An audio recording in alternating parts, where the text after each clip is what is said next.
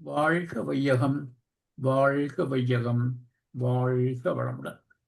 இது Canada sky yoga மன்றத்தின் வாராந்த சிறப்பு சிந்தனை உரை நிகழ்ச்சி. இன்றைய நிகழ்ச்சிக்கு இணையதளம் வாயிலாக வருகை தந்துள்ள அனைத்து வேதாத்திரிய அன்புள்ளங்களையும் மீண்டும் வாழ்க வளமுடன் என்று வாழ்த்தி வணங்குகின்றோம். இன்றைய சிந்தனை உரை ஆன்மா பாகம் 24. சிந்தனை உரையை வழங்க நம்முடன் இணைந்திருப்பது முதுநிலை பேராசிரியர் பழனிசாமி ஐயா அவர்கள். பேராசிரியர் பழனிசாமி ஐயா அவர்களுக்கு எமது மன்றத்திலே அறிமுகம் தேவையில்லை என்பது எல்லோரும் தெரிந்ததே. ஐயா கடந்த பல வருடங்களாக, 3 வருடத்துக்கு மேலாக பல தொடர்ச்சிந்தனை உரைகளை எமது மன்றத்திலே வழங்கி வருகின்றார்கள். இப்பொழுது ஒரே நேரத்தில் 2 தொடர்ச்சிந்தனை உரைகளை நிகழ்த்தி வருகிறார்கள். குருவின் குரல் என்ற தொடர் சிந்தனை உரை 124 பாகங்களுடன் கடந்த வாரம் நிறைவேறியது. நாளை மறுதினம் செவ்வாய்க்கிழமை புதிய சிந்தனை உரை தொடர் ஆரம்பமாக இருக்கின்றது. அறிவின் பயணம், த ஜேர்னி ஆஃப் கான்ஷியஸ்னஸ் என்ற தலைப்பிலே புதிய சிந்தனை உரை தொடர் ஆரம்பமாகும். அடுத்த சிந்தனை உரை தொடர் ஆன்மா என்பது. ஐயாவுடைய நூல் நம் ஆன்மாவை பற்றிய அறிவியல் சிந்தனைகள் என்ற புத்தகத்தை அடிப்படையாக இந்த ஆன்மா என்ற இந்த தலைப்பிலே கடந்த 24 கிழமைகளாக ஐயா இந்த தொடர் சிந்தனையை எமக்கு வழங்கி வருகின்றார்கள். அந்த வகையிலே இன்று பாகம் 24. இப்பொழுது இந்த சிந்தனை உரையை ஆரம்பிக்குமாறு பேராசிரியர் பழனிசாமி ஐயா அவர்களை கனடா ஸ்கை யோகா மன்றத்தின் சார்பிலே பணிவன்புடன் வேண்டுகின்றோம். வாழ்க வளமுடன் ஐயா. வாழ்க வளமுடன் ஐயா. வாழ்க வையகம், வாழ்க வையகம், வாழ்க வளமுடன். குரு வாழ்க, குருவே துணை. சிந்தனையை, உடல் நலத்தை சீர் அமைத்து உய்வித்த குருவே வாழ்க. வாழ்க வளமுடன், வாழ்க வளமுடன், வாழ்க வையகம்.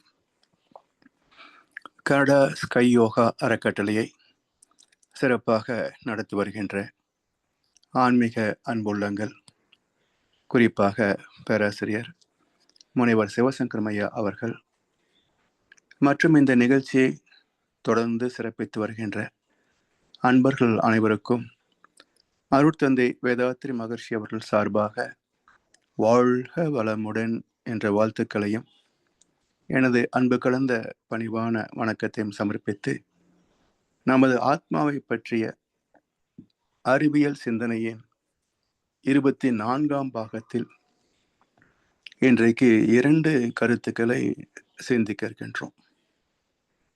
ஒன்று, தர்மம் என்பது என்ன? 2வது, காசேதான் கடவுளா? இந்த 2 கருத்துக்களை இன்றைக்கு நாம் பகிர்ந்து கொள்ள இருக்கின்றோம். கவிஞர் கண்ணதாசன் அற்புதமாக 4 வரிகளை சொன்னார். சொர்க்கமும் நரகமும் நம் வசமே, நான் சொல்வதை உன் மனம் கேட்கட்டுமே, சத்தியம் தர்மங்கள் நிலைக்கட்டுமே, அது தாய்மையின் குரலாய் ஒலிக்கட்டுமே. அதாவது நம்மை நல்வழிப்படுத்துவதற்காக தர்மம் அதர்மம் என்று 2 பிரிவுகளை சொன்னார்கள். தர்மத்தின்படி வாழ்பவர்களுக்கு சொர்க்கலோகம் என்றும், நரகத்தில் அதர்மத்தில் வாழ்பவர்களுக்கு நரகம் என்றும், அதில் உள்ள சுகபோகங்கள் தண்டனைகள் என்றெல்லாம் கருட புராணம் என்ற ஒரு புராணத்தின் வழியாக, மேலும் பல கற்பனை கதைகள் வழியாக ஒழுக்கத்தை போதித்து வந்தார்கள் நம்முடைய முன்னோர்கள். அறிவு வளர்ச்சி பெறுகின்ற நிலையிலே சொர்க்கம் எங்கே, நரகம் எங்கே, பாவம் என்ன, புண்ணியம் என்ன, அவர் வழியில் தான் வாழ்றாங்க. ஒரு தீயவன் எல்லா வகையிலும் சிறப்பாக வாழ்கிறான், ஒரு நல்லவன் அவஸ்தைப்படுகிறான். அப்ப எங்கே தர்ம நியாயம் இருக்கு என்றெல்லாம் கேள்வி வந்த போது, இந்த கற்பனை கதைகளை சொல்லி வந்தவர்களால் அதற்கு விளக்கம் தர முடியவில்லை. விளைவு என்ன என்றால், இன்றைக்கு வாழ்கின்ற மக்களிலே யாருக்கும் சொர்க்கத்தை பற்றிய ஆசையோ, நரகத்தை பற்றிய பயமோ, இவ்விரண்டை பற்றிய நம்பிக்கையோ இல்லாமல், என்ன இருந்தால் என்ன, இப்போதைக்கு நல்லா வாழ்ந்தா போதும் என்று கொள்ளையடிப்பதில் வல்லமை காட்டும் திருட்டு உலகமாக மாறிப்போனது. இதை மீண்டும் திருத்தி அமைக்க வேண்டும் என்றால் அறிவியல் பூர்வமான சிந்தனை அவசியம்.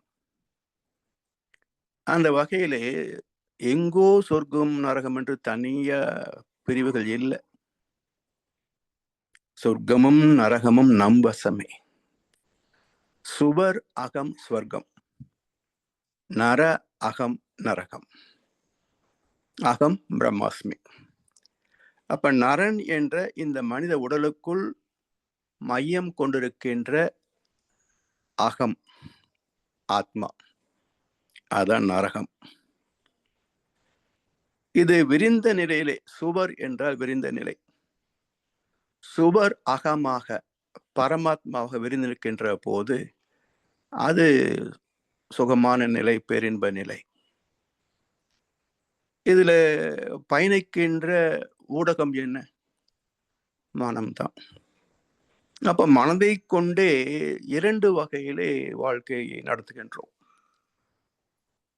மனம் தன் வசத்திலே மாயையிலே சிக்கியிருக்கின்ற போது, உடல் அளவிலே எல்லை கட்டி வாழ்கின்ற போது, உடல் தேவைகளே வாழ்க்கை என்று நினைத்து, இந்த 5 புலன்கள் வழியாக தூய்க்கின்ற சுகங்களே சாஸ்வதமானது என்று நினைத்து இதை சார்ந்தே வாழ்கின்ற போது, அதை துய்ப்பதும் அவற்றை பெருக்கிக் கொள்வதற்குமான பல்வேறு நுட்பங்கள், அவற்றெல்லாம் கற்றுக்கொள்வதும், பல்வேறு வகையிலே செயல்படுவதும், இவை எல்லாமே ஆத்ம லாபத்திற்கு பயனாகவில்லை என்பதை கொஞ்சம் நாட்டம் உள்ளவர்கள், இந்த வாழ்க்கையை பற்றிய நாட்டம் உள்ளவர்கள் புரிந்து கொள்கிறார்கள். இந்த நிலையிலிருந்து கொஞ்சம் விரிந்து போகின்ற போது, நரன் என்ற சிற்றலை நான் கடந்த போது, விரிந்த நிலையிலே அது சுவர் அகமாக, ஸ்வர்க்கமாக, துன்பமில்லாத ஒரு இடமாக பேசப்பட்டதை மனதின் மூலமாக, தவத்தின் மூலமாக சக்திகளம் என்ற விரிந்த நிலையிலே உணரலாம். இதுல சுருங்கி உடல் அளவிலே நின்றால் உடல் உபாதைகளும் மன சிக்கல்களும் வாழ்க்கை போராட்டங்களும் நம்மை தாக்கும். வாழ்க்கையே சலிப்பாக, வெறுப்பாக, தவிப்பாக இருக்கும். உடல் கடந்து பிரபஞ்சமாக விரிந்திருக்கின்ற போது, புலன் மறந்த மனம் மறந்த நிலையிலே அது சுகமாக ஆனந்தமாக இருக்கும். இதை ஒரு பரிகாரத்துல கூட சொல்லுவாங்க. இந்த ராகு தோஷம் உள்ளவங்களுக்கெல்லாம் ஒரு பரிகாரம் இருக்குங்க. சனிக்கிழமைகளிலே பெருமாள் கோவிலுக்கு போய் அங்க கருடாழ்வார் சன்னதியில நெய் விளக்கு ஏற்றி வணங்கி வந்தால் இந்த தோஷமெல்லாம் நிவர்த்தி ஆயிடும் என்று ஒரு நம்பிக்கை இருக்கு. இது வெறும் நம்பிக்கை அல்ல, சடங்காக மட்டும் செய்தால் நம்பிக்கை. ஆராய்ச்சியோடு செய்தால் இது ஒரு மன திருத்தம், ஒரு செயல் திருத்தம். அதுக்கும் இதுக்கும் சம்பந்தம் இருக்கு. எப்படி என்றால், இப்போ ஏற்கனவே நான் சொல்லியிருக்கேன், இந்த ராகதோஷம் எப்படி நிவர்த்தி செய்யறாங்க என்பதை பற்றி ஒரு கருத்தை சொல்லியிருக்கேன். அதாவது மனித உடல் 5 தலை பாம்பு, இது ராகுதோஷம். கேது ஒரு பாம்பு, அதன் தலை ஒரு ஞானியின் தலை. அப்போ இந்த ராகுதோஷத்திற்கு நிவர்த்தி என்ன? ராகுதோஷம் என்பது என்ன? என்றால் மனிதனாக வந்தவன் ஐம்புலன் கவர்ச்சியிலே சிக்கி செய்த தவறுகளே, அதர்மங்களே தோஷமாகின, பாவமாகின. இவற்றை நீக்குகின்ற வழி என்ன என்றால், குண்டலினி சக்தி மூலாதாரத்திலிருந்து துரியத்திற்கு எழுப்பி இந்த நரன் என்ற சிற்றலை கடக்கின்ற போது அது விரிந்த நிலையிலே, ஞானம் பெற்ற நிலையிலே மேற்கொண்டு பாவத்தை செய்யாமலும் வாழ முடியும். இந்த பாவ பதிவுகள் எழுச்சி பெறுகின்ற போது அவற்றின் தாக்கத்திலிருந்து தப்பிக்கவும் முடியும். இந்த கருத்தை வைத்து ஒரு தோஷ நிவர்த்தின்னு செய்தாங்க. பிறகு தினசரி வாழ்க்கையிலே அதை பின்பற்ற வேண்டும், மீண்டும் மீண்டும் நினைவுபடுத்திக் கொள்ளணும் என்பதற்காக இந்த சனிக்கிழமை பெருமாள் கோயில், கருடாழ்வார் சன்னதி, நெய் விளக்கு, இந்த சடங்கு வச்சிருக்கிறாங்க. இப்போ இதுல பாருங்களேன், சனிக்கிழமை பெருமாளுக்குரிய நாள் அப்படின்னு ஒரு வகுத்து வச்சிருக்காங்க. பெருமாளுடைய வாகனம் கருடன். அந்த கருட வாகனம் பார்த்தீங்கன்னா பாம்பை பற்றி இருக்கும், அப்படியே சிலை வச்சிருக்காங்க. இப்ப அங்கே போய் நெய் விளக்கு ஏற்றி வணங்கி வரணும். என்ன நடக்கும்? இப்ப பாம்புக்கும் கருடனுக்கும் என்ன தொடர்புன்னு பார்க்கணும். இப்போ பாம்பு நிலத்தில் ஊர்ந்து போகக்கூடியது, எவ்வளவு நீளமோ அந்த அளவுக்கு தான் மண்ணை தொட முடியும். கருடன் இது ஆகாயத்துல பறக்கும், வேகமாக பறக்கும். எவ்வளவு தூரம் போக முடியும் என்பது அதனுடைய வேகத்தை அதிகமாக இருக்கிறத பார்க்கலாம். இந்த ராகு தோஷம் என்ற இந்த பாம்பு, இதுக்கு நிவாரணி தோஷ நிவர்த்தி கருடாழ்வார், விரிந்த வானத்தில் பறக்கின்ற கருடாழ்வார். இதுல இந்த நர அகம் என்பது இந்த பாம்பு, அது பூமியில ஒரு சிறு இடத்துல ஊர்ந்து போகக்கூடிய ஜந்து. அப்ப இந்த உடல் என்று எல்லை கட்டி நான் உணர்கிறோமே இன்ப துன்பங்கள், அது போல எல்லை கட்டிய வாழ்க்கை நர அகமாக இந்த பாம்பு விரிந்த நிலையில பிரபஞ்சமாக, இந்த பூமியின் விரிந்த வானவெளியாக அதுல பறக்கக்கூடியது கருடன்.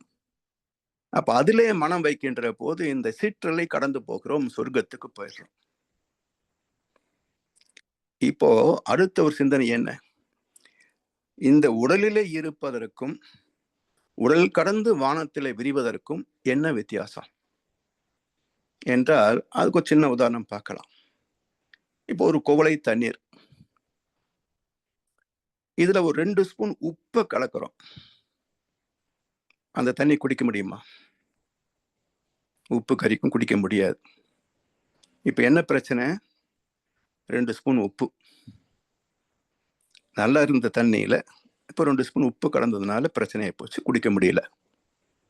சரி, இப்ப இதே இந்த 2 ஸ்பூன் உப்பு, இந்த பிரச்சனையான 2 ஸ்பூன் உப்பு, இதை ஒரு அண்டா தண்ணியில கலந்துட்டு அதுலேருந்து ஒரு கோப்பை தண்ணி எடுத்து குடிக்கிறோம். தெரியுமா உப்பு? தெரியாது. அப்போ உடல் அளவில் எல்லை கட்டி வாழ்கின்ற போது நர அகமாக சுக துக்கங்களை சந்திக்கின்றோம். விரிந்த நிலையிலே இந்த பிரச்சனை நமக்கு பெரிய பிரச்சனையா தெரியாது. அதுதான் உடலாக நிற்பதற்கும் விரிந்து நிற்பதற்கும் உள்ள பேதம். இப்ப நாம் உடலா மனமானு பார்த்தீங்கன்னா அந்த கேள்விக்கு பதில் தெரியும். அறிவே நான், அறிவே தெய்வம், நானும் தெய்வத்தின் ஒரு பிம்பமே. சரி, இதெல்லாம் விளக்கம் கேட்ட பிறகு, படித்து தெளிந்த பிறகு, ஸ்வர்க்கமும் நரகமும் வெளியே இல்லை, அது என் வசமே. நான் சொல்வதை உன் மனம் கேட்கட்டுமே. சொன்ன பல பேர் கேட்கல. இப்ப நான் சொல்றத கேளுன்றாரு கண்ணதாசன். அப்ப என்ன செய்யணும்? சத்தியம் தர்மங்கள் நிலைக்கட்டுமே. இந்த உலகத்துல சத் இயம் தர்மம் 2 இருக்கு. சத் என்பது இறைநிலை, இயம் என்பது இயம்புதல், விளக்குதல். அப்ப இறை தத்துவத்தை விளக்குவது, இறை உணர்வை பெறுவதற்கான தவம் செய்வது, இதெல்லாம் சத்தியம். தர்மம் என்பது என்ன? அந்த இறை நீதிக்கு இணைந்து வாழ்கின்ற வாழ்க்கை முறை. அப்போ சுத்த வெளி என்ற இறைநிலையும், அதன் இயக்க சீர்மை விதி, இயற்கை சட்டம் அல்லது செயலுள்ள தத்துவம் என்ற விதி, தெய்வ நீதி, இந்த இரண்டும் இந்த உலகத்தில் இருக்கணும், நமக்குள்ள இருக்கணும்.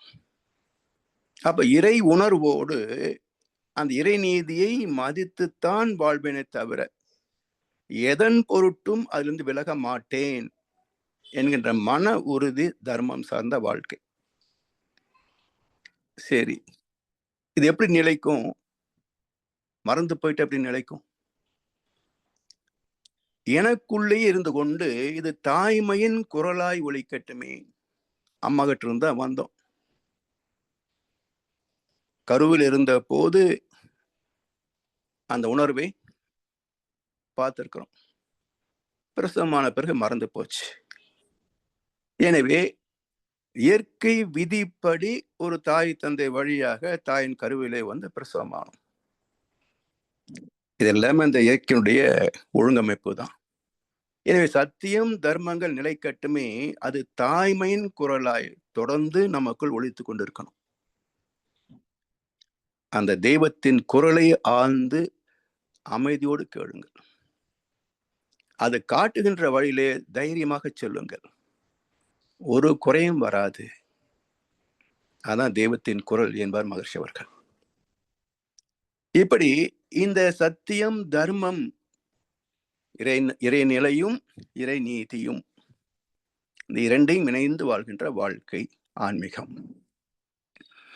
சரி, இப்போ தர்மம் என்ற சொல்லை எப்படி புரிந்து வைத்திருக்கிறார்கள்? இப்ப நாம இங்க வர்றதுக்கு முன்பு எப்படி புரிந்து வைத்திருக்கிறோம்? தர்மம் பண்ணு அப்படின்னா, தர்மம் சாமின்னு பிச்சை எடுத்தாங்களே, அவங்க ஞாபகம் வரும். அப்ப தர்மம் பண்ணுன்னா யாரு பிச்சை எடுக்கிறாங்களோ அவங்களுக்கு ஏதாவது கொடுக்கறது, இது தர்மம் பண்றது.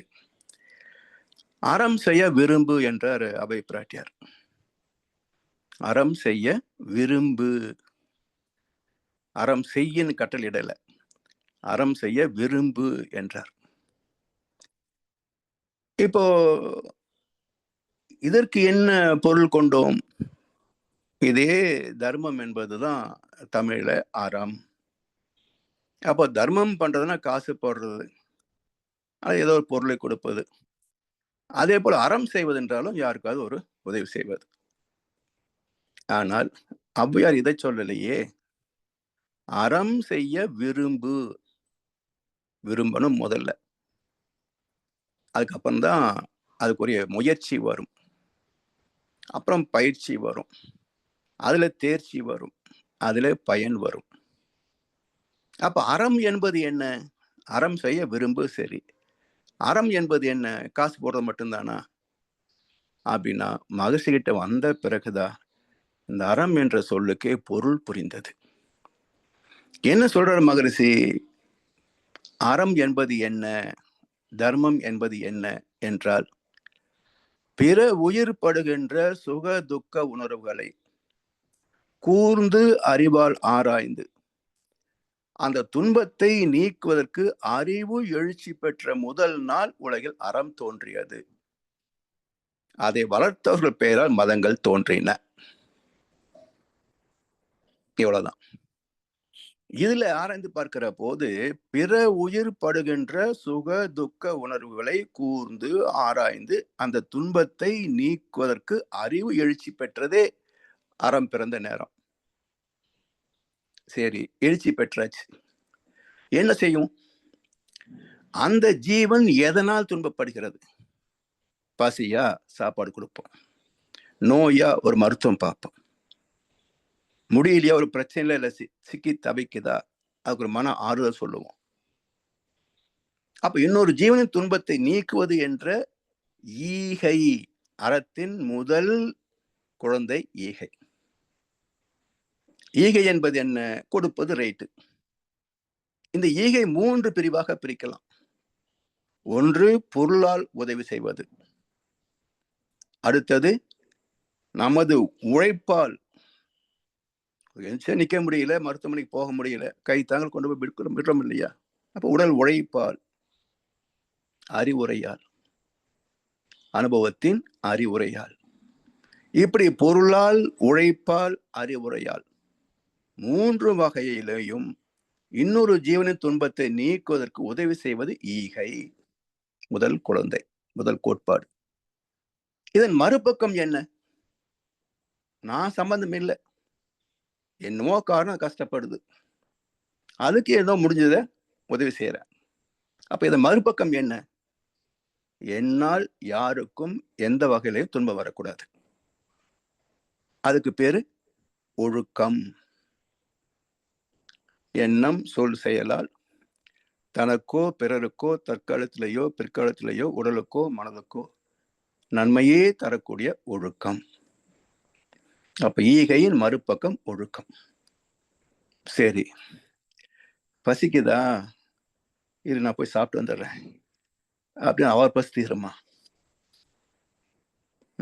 வழியா அப்படித்தான் இருக்கும், பொறுத்துக்கோ, இது உதவியாகுமா? அப்ப இரண்டும் தியரி. ஈகை ஒழுக்கம் என்பது தியரி. இதை செயல்படுத்தணும் இல்லையா? பிராக்டிஸ், ஆச்சாரம், அனுஷ்டானம், அதை செய்யணும். அதுக்கு பேர் கடமை. அப்ப ஈகையையும் ஒழுக்கத்தையும் செயல்படுத்துகின்ற போது அது கடமை, அறம். இப்படி அறம் என்ற சொல்லுக்குள் ஒழுக்கம், கடமை, ஈகை என்று நாம் ஒரு சொல்வதற்கு என்ன சொல்லுவோம், அதுக்கு ஒரு லயமா இருக்குன்று பயன்படுத்துறோமே தவிர, அடிப்படையில் பார்த்தோம் என்றால் ஈகை, ஒழுக்கம், கடமை. சரி, இப்போ இந்த பூமியின் எல்லா பகுதிகளிலும் எல்லா வளங்களும் ஒரே மாதிரி உள்ளனவா? இல்லை. அப்ப என்ன செய்யுது? மண் மீது வாழ்கின்ற அனைவருக்கும் உள்ள வளங்களை பகிர்ந்து பயன் கொண்டு இனிமையாக வாழ வேண்டும் என்பதுதான் தர்மத்தின் சாரம், அறத்தின் அடிப்படை. இந்த சட்டத்தின் அடிப்படையில் தோன்றிய வாழ்வியலே மதம் என்ற சொல்லானது. அதை வளர்த்தவர்கள் பெயரால் மதங்கள் தோன்றின. இதன் விரிவாக்கம், இந்த இயற்கை சட்டத்தோடு இணங்கி வாழணுன்ற விரிவாக்கம் இருக்க, இதனுடைய விரிவு நிலை ஒவ்வொரு மனிதனும் சமுதாய சட்டத்தோடு ஒத்து உதவி வாழ்வது, சோசியல் செட்டப். அப்படி அமைந்த ஒரு துறைகள் தான் காவல்துறை, இராணுவம், நீதிமன்றம், அரசாங்கம், ஐக்கிய நாட்டு சபை, பிறகு நீதித்துறை.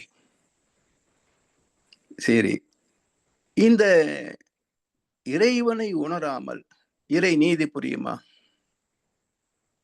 அதனால் நம்முடைய ஞானிகளால் அறிமுகப்படுத்தப்பட்டது பக்தி மார்க்கத்திலே துவங்கி ஞான மார்க்கத்திலே பயணித்து முக்தியில் நிறைவு பெற்று வாழ்வது, தொண்டாற்றி இன்பம் காண்பது.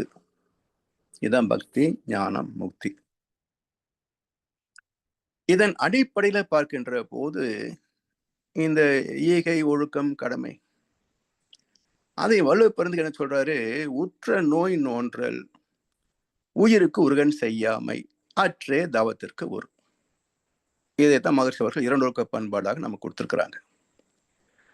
இப்படி இந்த தேவைகளை நிறைவு செய்கின்ற போது நம்முடைய உயிருக்கும் துன்பம் தரக்கூடாது, பிற உயிருக்கும் துன்பம் வரக்கூடாது. அதனால உயிருக்கு உருகன் செய்யாமை. இந்த 2 பண்புகளே தவத்தால் பெற்ற மனித நேயத்தின் வெளிப்பாடு. மனித நேயம் உள்ளவர்கள் இந்த உலகத்தில் இருந்தாலும் தவம் செய்யாமல் அந்த மனித நேயம் முழுமை பெறாது. அதனால் இன்னொரு குறளை வள்ளுவர் சொல்றாரு, இலர் பலராகிய காரணம். ஏன் வறுமை கோட்டுக்கு கீழே உள்ள ஒரு எண்ணிக்கை கூடிக்கிட்டே போகுது? ஒவ்வொரு அரசியல்வாதியும் ஏழைகள் ஏழைகள் ஏழைகள்னு பேசுறாங்க. நாமும் சிந்திக்கல, அவங்களும் சிந்திக்கிறது இல்லை. இத்தனை வருஷமா ஆண்டாலும் நீங்க எங்களை ஏழைகளா தான் வச்சிருக்கிறீங்க. இந்த அமெரிக்காவில் நான் இருந்தபோது கூலி படம் ரிலீஸ் ஆச்சுங்க. சுதந்திர தினம் தண்ணிக்கு ரிலீஸ் ஆச்சு. என் மாப்பிள்ளை கேட்டார், அது என்ன சுதந்திர தினத்திற்கு கூலி படம் ரிலீஸ் பண்ணியிருக்காங்க அப்படின்னாரு. நான் யோசிக்கவே இல்லை, டக்குன்னு சொன்னேன். ஏன்னா என்னதான் சுதந்திரம் வந்தால் நாம் இன்னும் கூலிகள் தான் நிரூபிக்கிறதுக்காக அவர் கூலி படத்தை போட்டு காட்டுறாரு அப்படின்னு. இதுதானே இன்னொரு சிந்தனை. எத்தனை வருஷம் சுதந்திரம் வாங்கியிருந்தாலும் இன்னும் நான் பல பேர் கூலிகளாகத்தான் இருக்கிறோம். அப்போ ஏன் அந்த நிறுவல் இயற்கை வளங்களை சமமாக இல்லைனாலும் வறுமை இல்லாத அளவுக்கு நிறுவவில்லை என்றதுக்கு பல காரணங்கள். அதான் வள்ளுவர் சொல்றார், இலர் பலராகிய காரணம் நோற்பார் சிலர் பலர் நோலாதவர். இந்த தர்மத்தை, இந்த ஒழுக்கத்தை பின்பற்றுபவர்கள் மிக குறைவு. இதை அலட்சியப்படுத்தி அவமதித்து அதர்மத்தில் வாழ்பவர் மிக அதிகம். இலர் பலராகிய காரணம் நோற்பார் சிலர் பலர் நோலாதவர். 2000 வருஷத்துக்கு முன்னாடி சொன்ன உண்மை இன்றைக்கும் மாறவில்லை. 2000 வருஷத்துக்கு மேலாச்சு. எப்ப மாறலான்னு உத்தேசம்? எனவே ஆன்மீகத்தில் தவம் இடம் பெறவில்லை என்றால், பக்தி வழிபாட்டிலே தவம் இணைக்கப்படவில்லை என்றால் வருகின்ற விளைவுதான் இது. பொருளாதார பற்றாக்குறை, பண்பாடு பற்றாக்குறை, இதெல்லாம் இருக்கக்கூடிய நிறை. எப்படி இந்த பர் கேபிட்டா இன்கம் சொல்லுவாங்க, ஒவ்வொரு நாட்டுக்கும் பர் கேபிட்டா இன்கம்னு ஒன்று இண்டெக்ஸ் வச்சிருக்காங்க. அதாவது ஒட்டுமொத்த ஜனத்தொகை, ஒட்டுமொத்த வருமானம். அதில் வகுத்தீங்கன்னா ஒரு தனிநபருக்கு இவ்வளவு ரூபாய் ஆண்டு வருமானம். இது பர் கேபிட்டா இன்கம். இது இன்னைக்கு வரைக்கும் உலகத்தில் பின்பற்றுகிறார்கள். இதனுடைய மறுபக்கம் என்ன, அடிப்படை என்ன வரணும் என்றால் பர் கேபிட்டா ரிசோர்சஸ். இயற்கை வளம் இவ்வளவு இருக்கு, மக்கள் சில பேர் இருக்கிறாங்க, ஒரு மனுஷனுக்கு எவ்வளவு, அதுக்கு மேலே நீ சாப்பிடக்கூடாது, அதுக்கு மேலே நீ பயன்படுத்தக்கூடாது என்று பர் கேபிட்டா இன்கம் போல பர் கேபிட்டா ரிசோர்சஸ் வந்துவிட்டது என்று சொன்னால், அப்போ பணக்காரர்கள் இருக்க மாட்டாங்க, ஏழைகள் இருக்க மாட்டாங்க. செய்வார்களா? ஆண்டவனுக்கு தான் தெரியும்.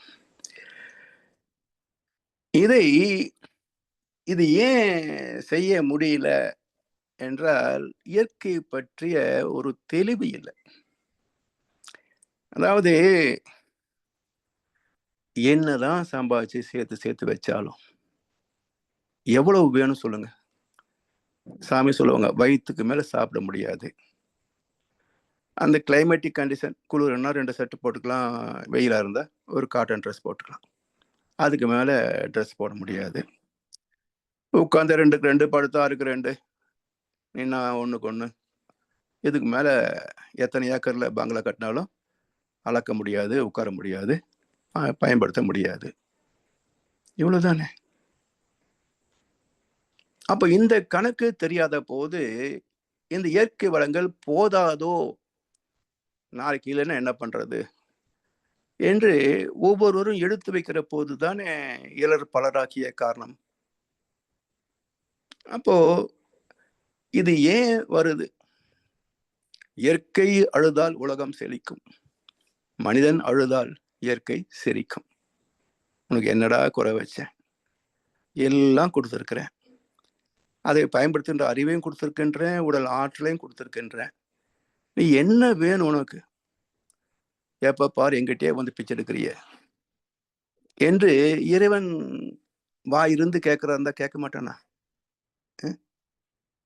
எனவே ஒழுக்கம், கடமை, ஈகை மூன்றும் இணைந்த வாழ்வு அறம். இதன்படி வாழ்கின்ற ஒரு மனிதன், அவனுடைய சந்ததிகள், அந்த வாழ்க்கையே சொர்க்கலோகம்தான். எந்த வகையிலும் தட்டுப்பாடு இருக்காது, பிரச்சனை இருக்காது, சிக்கல் இருக்காது, நோய்கள் இருக்காது. அவன் நாத்தினா கூட இருக்கலாம், ஆனா ஒழுக்கமா இருக்கணும். ஸோ கடவுளை நம்புறானா இல்லையான்றது அவசியம் இல்லாத ஒரு சமுதாய திணிச்சல் அது. அவங்க திணிச்சு விஷமாகுது. ஒழுக்கம் இருந்தால் நீ நம்பினா நம்பு, நம்பலாட்டான் போ. இந்த சிவபுராணத்துல ஒரு பாட்டுல வரும், அவனும் நம்பல, நாத்திக, கோயிலுக்கே வரதில்லை, அவனுக்குள்ளும் இருந்து கொண்டு அவனை காப்பாற்றுவதும் அவனுடைய செயலுக்கு தக்க இன்ப துன்பை தருவதும் உன்னுடைய ஆற்றல் தான் என்ற ஒரு கருத்து சிவபுராண பாடல்ல ஒரு வரி வரும். எனவே ஆத்திகன நாத்திகன்றது இறைவனுக்கு தெரியாது இல்ல, அவனுக்கு தெரிஞ்சதெல்லாம் ஒரே விதிதான், நல்லா செஞ்சா நல்லது, கெட்ட செஞ்சா தண்டனை. நீங்க இருந்தா என்ன, எனக்கு அதெல்லாம் தெரியாதுப்பா.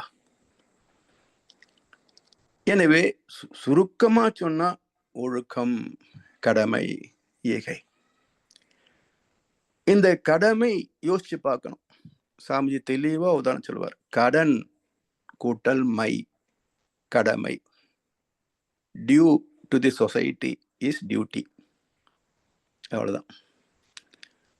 இப்போ இந்த கடன் 10 லட்சம் கோடி இருக்கு தமிழ்நாட்டில், 8 கோடி பேர் இருக்கிறோம். வகுத்த ஆளுக்கு பிறக்கும் போதே கடனோடு தான் பிறக்கிறோன்ற ஒரு கேளிக்கை செய்தி அது.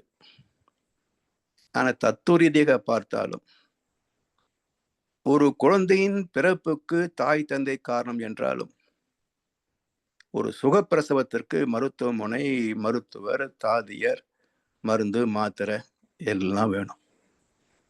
அப்ப பிறக்கின்ற போதே இந்த சமுதாயத்தை பயன் கொண்டுதான் பிறக்கிறோம். அதன் பிறகோ உணவு, கல்வி, மருத்துவம், வாழ்க்கை துணை, வாழ்க்கை வசதிகள் எல்லாம் அங்கிருந்து தான் வாங்குறோம். அப்போ வாங்கிக்கிட்டே இருந்தா திருப்பி கொடுக்கலன்னு என்ன ஆகும்?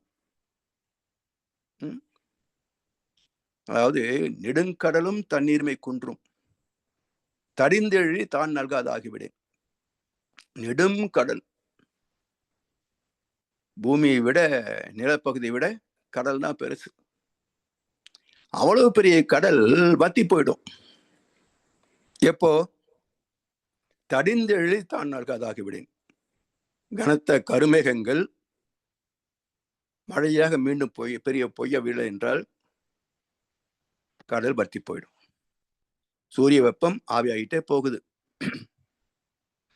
மேகங்கள் கருமேகங்களாக இருக்குது. அது மழையாக பூமிக்கு வரவில்லை என்றால் கடல் வத்தி போயிருக்கும் இல்லையா? அப்போ ரீசைக்கிளிங், பெறுவதும் தருவதும், இதுதான் வாழ்க்கை. டெபிட் அண்ட் கிரெடிட், இதுதான் கணக்கு.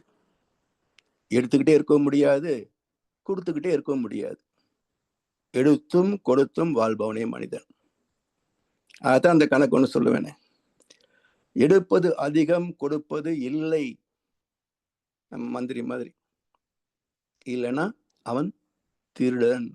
வீட்டுக்கு வர திருடன், அதை வச்சுட்டா போவான், முடிஞ்சவருக்கு எடுத்து தான் போவான்.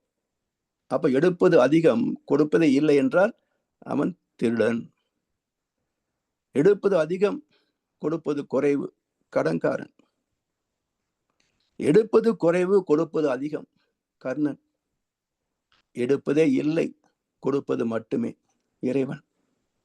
எடுத்தும் கொடுத்தும் வாழ்பவனே மனிதன். அப்பதான் எக்கனாமிக்ஸ் சரியா இருக்கும். இல்லைன்னா பொருளாதார வீழ்ச்சி தான் இருக்குமே தவிர வளர்ச்சி இருக்காது. எனவே இந்த கடமையை உனக்கு ஒரு பங்கும் எனக்கு ஒரு பங்கும் உலகில் நிச்சயம் உண்டு. சும்மா கிடைக்குமா? ஒவ்வொரு மனிதன் உழைப்பினாலும் உலகம் செழிப்பதுண்டு. எப்படி பேங்க்ல வாங்கின கடனை திருப்பி கட்டல வச்சுக்கோங்க, ஒரு நாள் பேங்க் திவாலாகும். அதே மாதிரி சமுதாயத்திலிருந்து எடுக்கின்ற நன்மைகளை நாம் திருப்பி தரவில்லை என்றால் சமுதாயம் திவாலாகும். இப்படி இந்த கடமைகளை 5ஆக பிரித்து மகிழ்ச்சி பேசுறாங்க. அதெல்லாம் தனியா. இப்படி இந்த சிந்தனையின் மேன்மையால் இதெல்லாம் சரியா புரிஞ்சுக்கிட்டு வாழ்ந்தால் அதுதான் தர்மம். அது விளக்கம் இல்லை, வாழ்க்கை முறையும் பின்பற்றப்படவில்லை என்றால் அதுதான் அதர்மம். இதுல என்ன செய்யணும், என்ன செய்து கொண்டிருக்கிறோம்? அதாவது நம்பிக்கை தான் வாழ்க்கையின் துவக்கம். பக்தி எங்கேயும் நாம் குறை சொல்வதே கிடையாது. கோவிலுக்கு போக வேண்டாம்னு நான் சொல்றதும் கிடையாது. அதுல குறைகளை மட்டும்தான் சுட்டி காட்டுறேன். காரணம் என்ன என்றால், இப்போ நம்ம வீட்டுல செடி கொடியில வச்சிருப்போம். அப்பப்போ பழுத்த இலைகள் எல்லாம் உதிர்ந்து போயிடும். அந்த சருகுல என்ன பண்றோம்? கூட்டி குப்பையில போட்டுறோம். விவசாயி என்ன பண்ணுவாரு? அதெல்லாம் கூட்டி ஒரு குழி வெட்டி குழியில போட்டார்னா அது உரமாக மாறும், பயிர்களுக்கு பயன்படுத்திப்பார். காடுகளிலே இந்த வேலை யார் செய்வாங்க? அந்தந்த மரத்தின் இலைகள் அங்கங்கே விழும். மழையில வெயில நனைஞ்சு மக்கி அங்கேயே மண்ணோட மண்ணா போகும். அடுத்து என்ன ஆகும்? மக்கி போனதே உரமாக மாறும். அந்த மரத்துக்கு மீண்டும் சத்து கொடுக்கும். இதே போல பக்தி என்ற பழைய இலை தலைகள் மக்கி போக போக அது ஞானம் என்ற வித்துக்கு உரமாக மாறும். பக்தியே இல்லாம ஞானத்துக்கு வர முடியாதுங்க. பக்தியின் முதிர்ச்சி ஞானத்தின் துவக்கம். ஞானத்தின் முதிர்ச்சி முக்தியின் துவக்கம். முக்தியின் முதிர்ச்சி தான் சேர்த்ததுக்கு அப்புறம் மோட்சம். எனவே பக்தியில் முதிர்ச்சி அடையாமல் ஞானத்தை தொட முடியாது. எத்தனை மகான்களுக்கு சாட்சி. எனவே பக்தி மார்க்கம் அது விமர்சனத்துக்கு உட்பட்டது அல்ல. அது எப்பவும் இருக்கும். சாமிஜி தெளிவா சொல்லியிருக்கிறாங்க. அதை எப்பவும் அதை மாற்றி விடவோ தவிர்த்து விடவோ அழித்து விட முடியாது.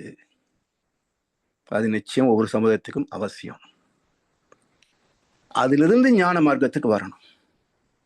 எனவே பக்தி என்ற பழைய இலைத்தலைகள் மக்கி போக போக அவை ஞானம் என்ற வித்துக்கு உரமாக மாறும்.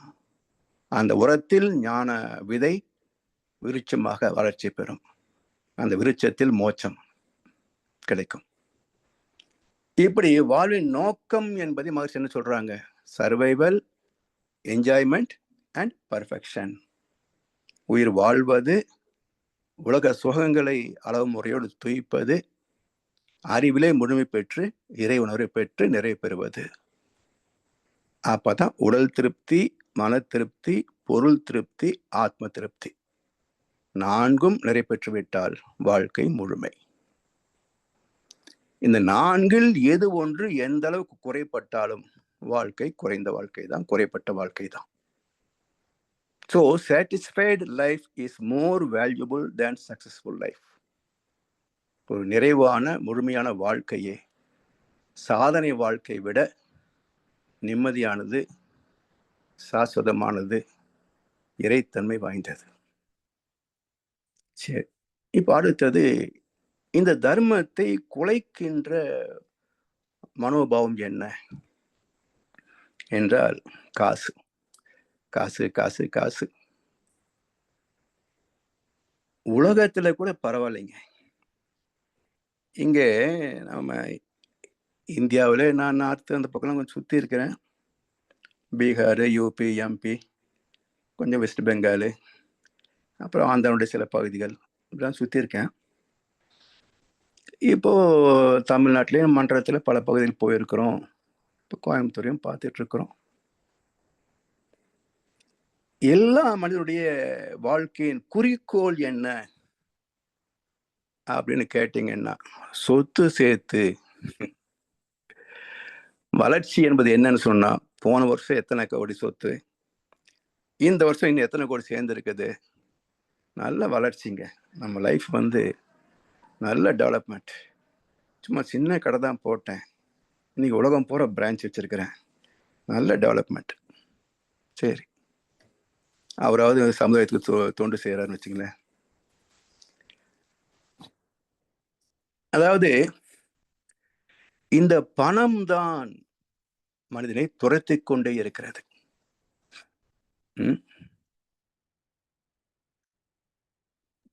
இந்த வள்ளுவரை கூட பணத்தை மதிப்பு கொடுக்கணும்னு தான் சொல்றாரு. ஏன்னா சாமி சொல்லுவாங்க, மண் மீது பெண் துணையால் பொன் கொண்டே வாழ்கின்றோம், மாற்றுவதில் மூவாசை. சரி, அப்படியே போங்க அப்படின்னு சொல்லல, மதி கொண்டே பயன் பெறுவோம். ஸோ இந்த மூன்றும் இணைந்ததுதான் வாழ்க்கை, தவிர்க்க முடியாது. அதிலே மூழ்கியும் போயிடக்கூடாது, அது ஒரு புதைக்குழி, மூழ்கியும் போயிடக்கூடாது. பாதுகாப்பாக பயணிக்க தெரிஞ்சுக்கணும். மின்சாரம் மிக ஆபத்தான விஷயம், தொட்ட உயிர் போகும். ஆனா ஒவ்வொரு வீட்டிலும் எவ்வளவு மின் சாதனங்களை நாம் பயன்படுத்துகின்றோம். எப்படி? ஒரு சேஃப்டி கவர், ஒரு இன்சுலேஷன். அதுபோல் இந்த மூன்றும் ஆபத்தான வாழ்க்கை முறைகள். மண் மீது பெண் துணையால் பொன் கொண்டு வாழ்வது ஒரு ரிஸ்கி லைஃப். பிரச்சனை எல்லாம் வாழ முடியாது.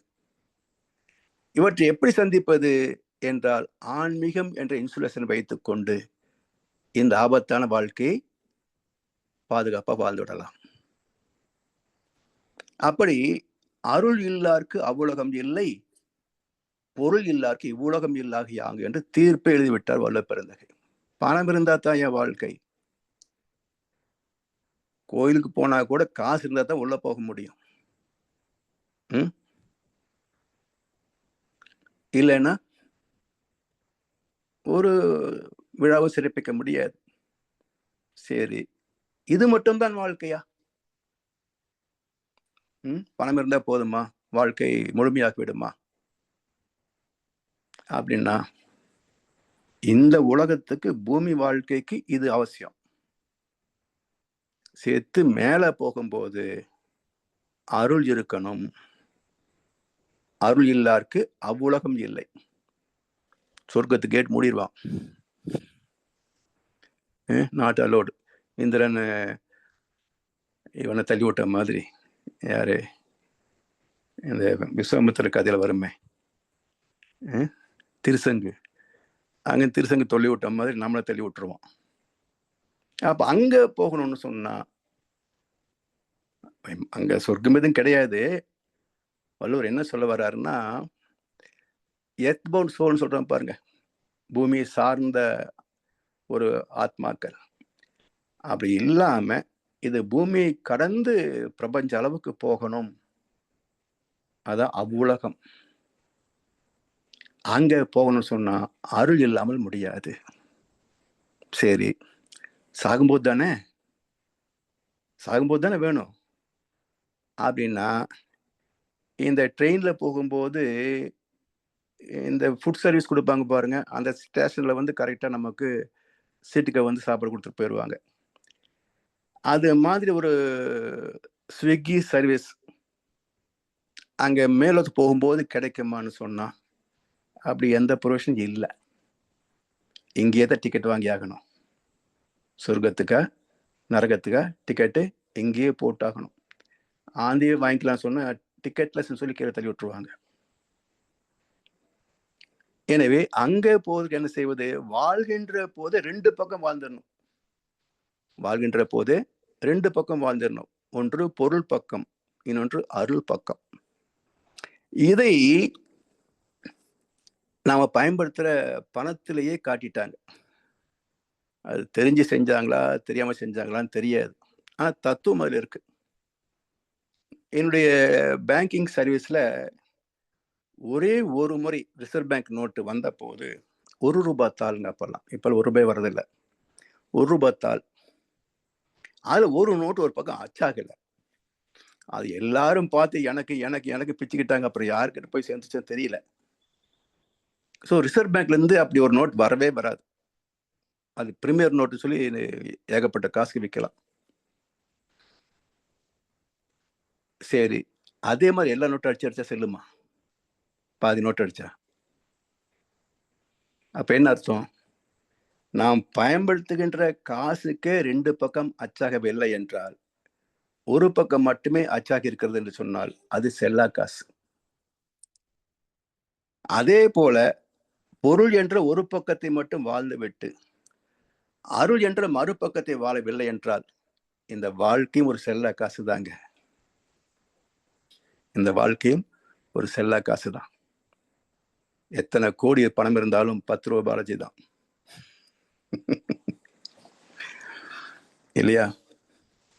அந்த மாதிரி எவ்வளவு சொத்து இருந்தாலும் ஒரு பக்கம் வாழ்ந்து விட்டு மறுபக்கம் வாழவில்லை என்றால் இந்த வாழ்க்கை ஒரு செல்லா காசு தான். இதெல்லாம் புரிஞ்சுக்கிட்டா தான் இந்த பணத்தின் மீதுதான் பக்தி என்ற பின் பந்த பாசமே ஏதலா. அந்த பக்தி கொஞ்சம் குறையும். இந்த பணத்து மேல பக்தி இருக்க, அதாவது ஒரு மன்றத்துக்கு நிகழ்ச்சிக்கு போன போது ஒரு பேராசிரியர் வீட்டுல தங்கினேன். அவருடைய பூஜை அறையில பல சாமி படம் வச்சிருப்பாங்க. அது யூஸ்வலா நீங்க பார்த்துருப்பீங்க. இது ஏன் நான் மறக்காம இப்ப சொல்றேன்னா, ஒரு டாலர் படம், அந்த சிம்பல் போட்டு டாலர் படம், அதுவும் பூஜை அறையில் இருந்தது. யாருங்க? ஒரு பேராசிரியர் வீட்டுல. பணத்தின் மீதுதான் பக்தி என்ற பெண். அது ரூபாயில கூட பத்தாதாமா, டாலர் வேணுமாமா. ஏன்னா அப்பதான் 80% அதுல அதிகமா கிடைக்கும். இதுன்னு ஒண்ணு கொண்டு தானே, அது 1க்கு 80 கிடைக்கும் இல்லை. இப்படி பணத்தின் மீதுதான் பக்தி அப்படின்ற போது அப்புறம் எப்படி தர்ம நியாயத்தை பார்ப்பாங்களா? பார்க்க முடியாது. அதனால் இந்த காசு பத்தி கொஞ்சம் தெரிஞ்சுக்கணும். 2 வார்த்தை இருக்குங்க. பணம் ஒரு சொல், காசு இன்னொரு சொல். இதை வள்ளுவர் கூட சொல்லுவாரு, என்ன பணம் பெரிய பணம், அது பிச்சைக்காரங்கிட்டே இருக்குது, பணக்காரங்கிட்டே இருக்குது அப்படிம்பாரு. இது வள்ளுவர் சொன்னது. அந்த குரல் நினைவு இல்லை. கிராமப்புறத்துல சொல்லுவாங்க, படிக்காத பாமரர் சொல்லுவாங்க, அது என்ன பெரிய காசு, நாய் கூட சோறு திங்குது போ அப்படிம்பாங்க. நாய் கூட சோறு திங்குது போ, அது என்ன பெரிய காசு. அப்போ இது அயோக்கியங்கிட்ட நிறைய இருக்குது, அறிவுள்ளவங்கிட்ட கொஞ்சம் கம்மியா இருக்குது இல்லையா? அறிவுள்ளவர்கள்கிட்ட பணம் கொஞ்சம் கம்மியா தான் இருக்கும். சரி, இப்ப இந்த 2 வார்த்தைக்கு என்ன பொருள் என்றால், கண்ணன் சொல்லுவார், காசு என்ற சொல்லின் பொருள் குற்றம் என்பது. காசு என்ற சொல்லின் பொருள் குற்றம் என்பது. காசு வந்தால் ஓடிவிடும் சுற்றம் என்பது. நாணயம் என்றால் அதன் பேர் நேர்மை என்பது. நல்லவர்க்கு காசு பணம் தேவையற்றதுன்னு ஒரு 4 வரி புலம். இந்த காசு என்ற சொல் கம்பராமாயணத்துல முதல் பாட்டுல வரும். காசு இல் கொற்றத்து ராமன் கதையரோ அப்படின்னு 4வது வரி. காசு இல் கொற்றத்து ராமன் கதையரோ, குற்றம் இல்லாத ராம சரித்திரத்தை நான் சொல்ல போகிறேன் என்று முதல் கவியில 4வது வரி சொல்றார். காசியில் கொற்றத்து ராமன் கதையரோ. அப்ப காசு என்ற சொல் குறுக்கு வழியிலே சம்பாதிப்பது, லஞ்சம் ஊழல் என்று குறுக்கு வழியை சம்பாதிப்பது. பணம் என்பது உழைத்து நேர் வழியை சம்பாதிப்பது. சரி, இப்போ இந்த பணம் எல்லா இடத்துல இருக்கு, எல்லாட்டையும் இருக்கு. இப்ப பணக்காரனால என்ன பெருமைன்னு எனக்கு புரியல. ஒரு கட்டம் வரைக்கும் வசதியா இருந்தா போதும்னு ஏதோ பண்ணி சம்பாதிக்கிறான். அப்புறம் பணக்காரனுக்குள்ளேயே போட்டி. அவங்ககிட்ட எவ்வளவு சொத்து இருக்குது? 10 லட்சம் கோடியா? இந்த வருஷத்துல எப்படியாவது சம்பாதிச்சு நான் 12 லட்சம் சம்பாதிக்கல, என் பேரை மாத்திக்கிறேன். அவனுக்குள்ளே போட்டி. உலகத்தின் நம்பர் 1 பணக்காரன் ஆகணும்னு ஆசைப்பட்டிருக்கிறாங்க. அப்படி நிறைய பேர் இருக்கிறாங்க. சரி, இப்ப என்ன கேள்வின்னா, எல்லார்கிட்டையும் காசு இருக்குது. எல்லார்கிட்டையும் இருக்கிற காசை நானும் வச்சுக்கிறதுல என்ன பெருமை? இல்லாத ஒன்றை பெறுவதிலே தானே பெருமை. பாருங்க, உங்ககிட்ட இல்ல, என்கிட்ட இருக்க பார். யார்கிட்ட இல்லாத ஒன்றை சாதித்து காட்டுவதில் தான் பெருமை சொல்றோம். அட்வென்ச்சர். அடுத்தவன் செய்ய முடியாததை நாம் செஞ்சா அது அட்வென்ச்சர், சாதனை. எல்லார்கிட்டையும் சம்பாதிக்கிறாங்க, எல்லாருக்கிட்ட பணம் இருக்குது. நானும் அதை வச்சுக்கிறது என்ன சாதனை அது? எனவே எங்கும் இருப்பதை பெறுவதில் என்ன பெருமை? எது யாரால் பெற முடியவில்லையோ அந்த செயற்கரிய சாதனை, அதான் அருட்செல்வம் என்பது. எங்கும் நிறைந்த செல்வத்தை போல.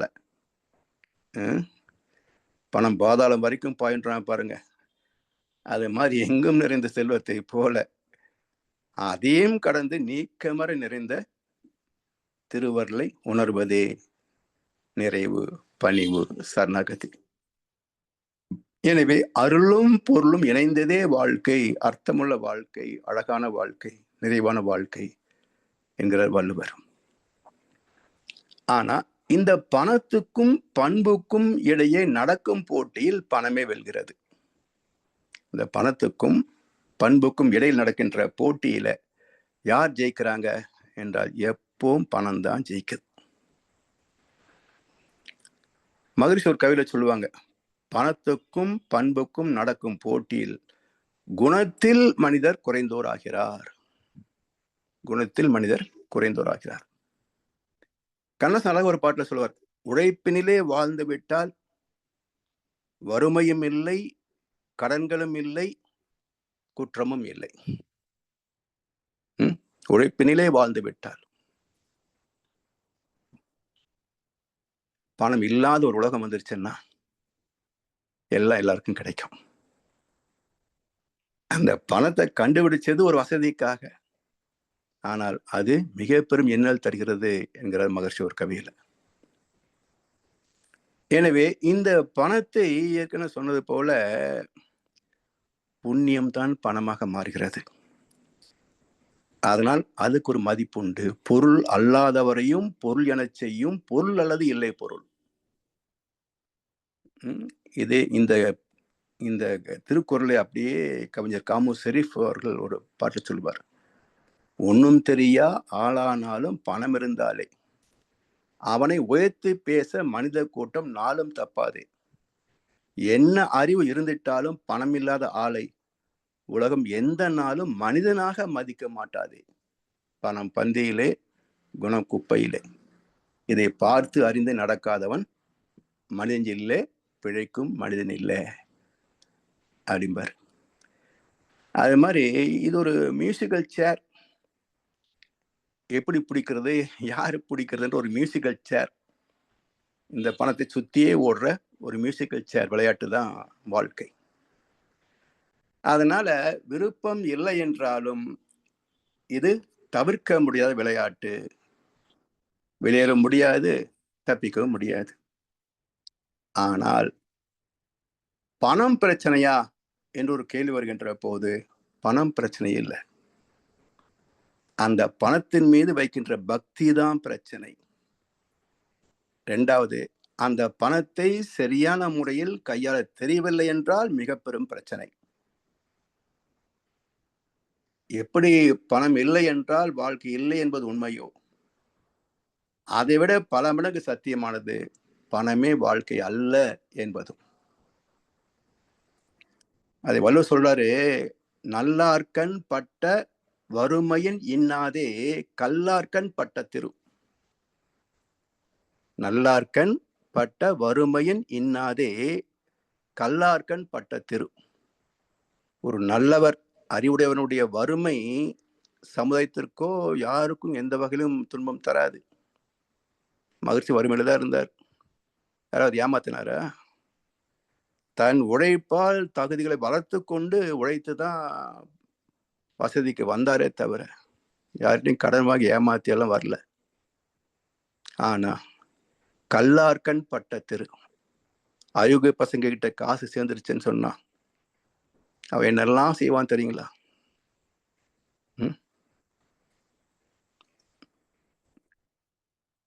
எனவே இதெல்லாம் புரிந்து கொண்டு இந்த பணத்தை சரியான வகையிலே கையாளக்கூடிய அறிவு என்பது எப்படி வரும்? அதர்மத்தில் ஈட்டுகின்ற பணத்தால் வாங்கும் திறம் பெருக எந்த ஆட்சியாலும் விலைவாசி உயர்வை கட்டுப்படுத்த முடியாது. அப்புறம் என்ன பிரச்சனை? அந்த குறைந்த வருமானம் உள்ளவர்கள் பாதிக்கப்படுவாங்க. அதுலயும் சொல்லப்போனா இந்த சம்பளத்துக்கு போறாங்களே, இவங்க பாடுதான் திண்டாட்டம். கீழில் உள்ளவன் விலைவாசியை காட்டியே கூலி ஏத்திக்குவான். மேல உள்ளவன் கவலை இல்லை, அவனுக்கு எப்படியும் பணம் வந்துகிட்டே இருக்கும். தங்கம் 1 லட்சத்துக்கு போனா என்ன, 10,000க்கு போனா என்ன, வித்தான் காசு வாங்கினான் காசு. அவன் எப்பவும் வியாபாரம் பண்ணி பொழைச்சிக்குவான். அது போல அவங்களுக்கும் பிரச்சனை இல்லை, கீழ்த்தட்டுக்கும் பிரச்சனை இல்லை. இந்த நடுத்தட்டுக்கு தான் எல்லா அவஸ்தையும். ஏன்னா ஒரு திருடன் வரதாக இருந்தாலும் கூட நடுத்தர குடும்பத்துக்கு தான் வருவான். கீழ்த்தட்டுக்கு போனா திருட்டுக்கு ஒன்றும் இல்லை. மேல்த்தட்டுக்குள்ள கேட்டுக்குள்ளே நுழைய முடியாது. அப்ப திருடனுக்கு கூட யார் இலக்கு என்று சொல்ல நடுத்தர குடும்பம் தான் இலக்கு. இப்படி எல்லாரும் கொடுத்தது போக இந்த நடுத்தர குடும்பம் என்ன மிச்சமாகும்? ஆசைகள் தான் மிச்சம். எனவே இந்த பணத்தின் பாதிப்பிலிருந்து தப்பியவர்கள் இல்லை. அதை தெரிஞ்சு நிம்மதியாக வாழ்வதற்கு போதும் என்ற மனநிறைவை கொடுக்கும் இடம் ஆலயம். எனவே இதுல என்ன ஒரு அடிப்படை பிரின்சிபல் சொன்னா, கடன் வாங்கும் அளவுக்கு ஆசைகளை வளரவிடக்கூடாது. கடன் வாங்கும் அளவுக்கு ஆசைகளை வளரவிடக்கூடாது. இப்போ திடீர் செலவுகள், மருத்துவ செலவு, கல்யாண செலவு இப்படி எல்லாம் வரும். அப்போ என்ன பண்றது? கடன் வாங்க இருக்க முடியுமா? கசப்பான ஒரு உண்மை சொல்றேன். திரும்பவும் மீண்டும் நம்ம தொழில் செய்ய முடியும் என்றால் இந்த உடம்பை எப்படியா ரிப்பேர் பண்ணி மறுபடியும் தொழிலுக்கு போறதுல மாற்று கருத்து இல்லை. ஆனா இது மேற்கொண்டு ஒன்றும் பண்ண முடியாது. என்ன ரிப்பேர் பண்ணாலும் ஏதோ இருக்கலாமே தவிர ஒரு வேலையும் பண்ண முடியாது. இதுக்கு ஏன் செலவு பண்ணுவானே? அடுத்த வருஷம் போறது இன்னைக்கு போனா என்ன? அப்ப பக்குவம் வேண்டும். என்னுடைய ஸ்டாஃப் கலீக் 2 பேரும் நல்ல ஸ்டேட்டஸ்ல உள்ளவங்க தான். இவரு எங்க கூட ஒர்க் பண்ற ஸ்டேட் பேங்க்ல, அவருடைய அண்ணனும் நல்ல ஒரு பொசிஷன்ல ஒர்க் பண்ணிட்டு இருக்காங்க. அந்த அம்மாவுக்கு கேன்சர் வந்தது. டாக்டர்கிட்ட போனா ஒரு 3 மாசம் இருக்கலாம், ட்ரீட்மெண்ட் பண்ணிட்டீங்கன்னா கொஞ்சம் நாள் தாங்கலாம். அந்த அம்மா தெளிவா சொன்னாங்க, டேய் எதுக்கடா சம்பாதிச்சு காசு செலவு பண்றீங்க? நான் ஒரு வருஷம் இந்த என்ன பண்ண போறேன்? பேசாம வீட்டுக்கு கூட்டிட்டு போ. 3 மாசம் வீட்டில் இருந்தாங்க, போய் சேர்ந்துட்டான். ஸோ இவங்களும் ஏத்துக்கிட்டாங்க, அவங்களும் அதை ஏத்துக்கிட்டாங்க. அப்ப அது ஒரு உண்மையிலேயே நான் ரொம்ப வாழ்த்தினேன். அவங்களும் மனவளக்கலைக்கு வரல, தத்துவம் தெரியாது. ஆனா யதார்த்த வாழ்க்கை ஏத்துக்கிட்டாங்க பாருங்க, அதுதான். எனவே பணம் நமக்கு எப்போ பிரச்சனை வருதுன்னு சொன்னா, தேவையில்லாத பந்தம், பற்று, பாசம், தேவையில்லாத ஆடம்பர செலவுகள், களியாட்டங்கள், இதெல்லாம் தான் பிரச்சனை காரணம். எனவே எது தவிர்க்க முடியுமோ அதை தவிர்க்கணும். எது தவிர்க்க முடியாதோ அதை செய்யவும் வேணும். கஞ்சத்தனத்துக்கும் சிக்கனத்துக்கும் பெரிய வித்தியாசம் இருக்குங்க. கஞ்சத்தனத்துக்கும் சிக்கனத்திற்கும் பெரிய வித்தியாசம் இருக்கு. சிக்கனம் வேற, கஞ்சத்தனம் வேற. எதுக்கு எவ்வளவு செலவு பண்ணணும் கணக்கு பார்த்து செய்தால் அது சிக்கனம். அத்தியாவசிய செலவு கூட செலவு பண்ணலன்னு சொன்னா அது கஞ்சத்தனம். இதை மாத்தி போட்டுக்கிட்டு கன்ஃபியூஸ் பண்ணிக்க கூடாது. அதே போல இன்றைக்கு இருக்கிற ஒரு மனோவியாதி என்னன்னா, உழைக்காமல் பணம் சம்பாதிக்க முடியுமா? ஷேர் மார்க்கெட்டு, ஆன்லைன் ட்ரேடிங் இப்படி எல்லாம் போட்டு உழைக்காமல் சம்பாதிக்க முடியுமா? ஒண்ணு நல்லா ஞாபகத்தை வச்சுக்கணும். என்னுடைய உழைப்பால் வராத பொருள் எனக்கு தேவையில்லை. இதுதான் தர்மத்தின் முதல் கோட்பாடு. உழைக்காத பொருள் எனக்கு தேவையில்லை. நான் எனது அறிவினாலும் உடல் ஆற்றலினாலும் வாழ்வது தான் ஐந்தொழுக்க பண்பாட்டுல முதல் பண்பாடு. அப்போ எனக்காக யாரும் சம்பாதிச்சு கொடுக்க வேண்டாம். அதாவது இந்த ஷேர் மார்க்கெட் வந்த புதுசுல ஸ்டேட் பேங்க்ல அது உள்ள கொண்டு வந்தாங்க. அதுக்கு ஏதோ கேபிட்டல் மார்க்கெட் என்னோ பேர் வச்சு, அதுக்கு அழகழகான பேர்லாம் வச்சு கொண்டு வந்து மக்களை மதியம் வைத்தாங்க. பல பேர் டெபாசிட்லாம் தூக்கி இதில் போட்டு காணாம போனாங்க. பிறகு சிப் அப்படின்னு சொல்லி ஒன்று தூக்கிட்டு எல்லாரும் ஏஜியுமே ஒவ்வொரு பிரான்ச்சாக எல்லாரும் இதில் போடுங்க, எல்லாரும் இதில் போடுங்க அப்படின்னு சொல்லிட்டு இருந்தார். என்கிட்ட கேட்டார் பிஎம் ரூமில். நான் சொன்னேன், சார் பேங்க்கு சம்பளம் கொடுக்குது, எனக்கு வீட்டு செலவுக்கு பண்ணிக்கிறேன், மிச்சம் இருக்கிற காசை பேங்க்ல டெபாசிட் பண்ணிடுறேன். நீங்க வந்து அந்த பணத்தை இதுல போடுங்க, நாங்க சம்பாதிச்சு கொடுக்குறோன்றீங்க. எனக்கு நான் சம்பாதிச்ச காசு போது, எனக்காக இன்னொருத்தர் யாரும் சம்பாதிக்க வேண்டாம் அப்படின்னு. அது போல முதல் அடிப்படையில் நான் உழைக்காத பொருள் எனக்கு தேவையில்லை. இலவசமா யாரு கொடுக்குறேன்? யார் காசு அது? ஸோ இலவசம் என்பதே நம்மை அடிமைப்படுத்துகின்ற ஒன்று. எனவே சிந்தனை, சிக்கனம், சீர்திருத்தம் இருந்தால் ஒரு சம்பளத்துல கூட நிறைவா வாழ முடியும்.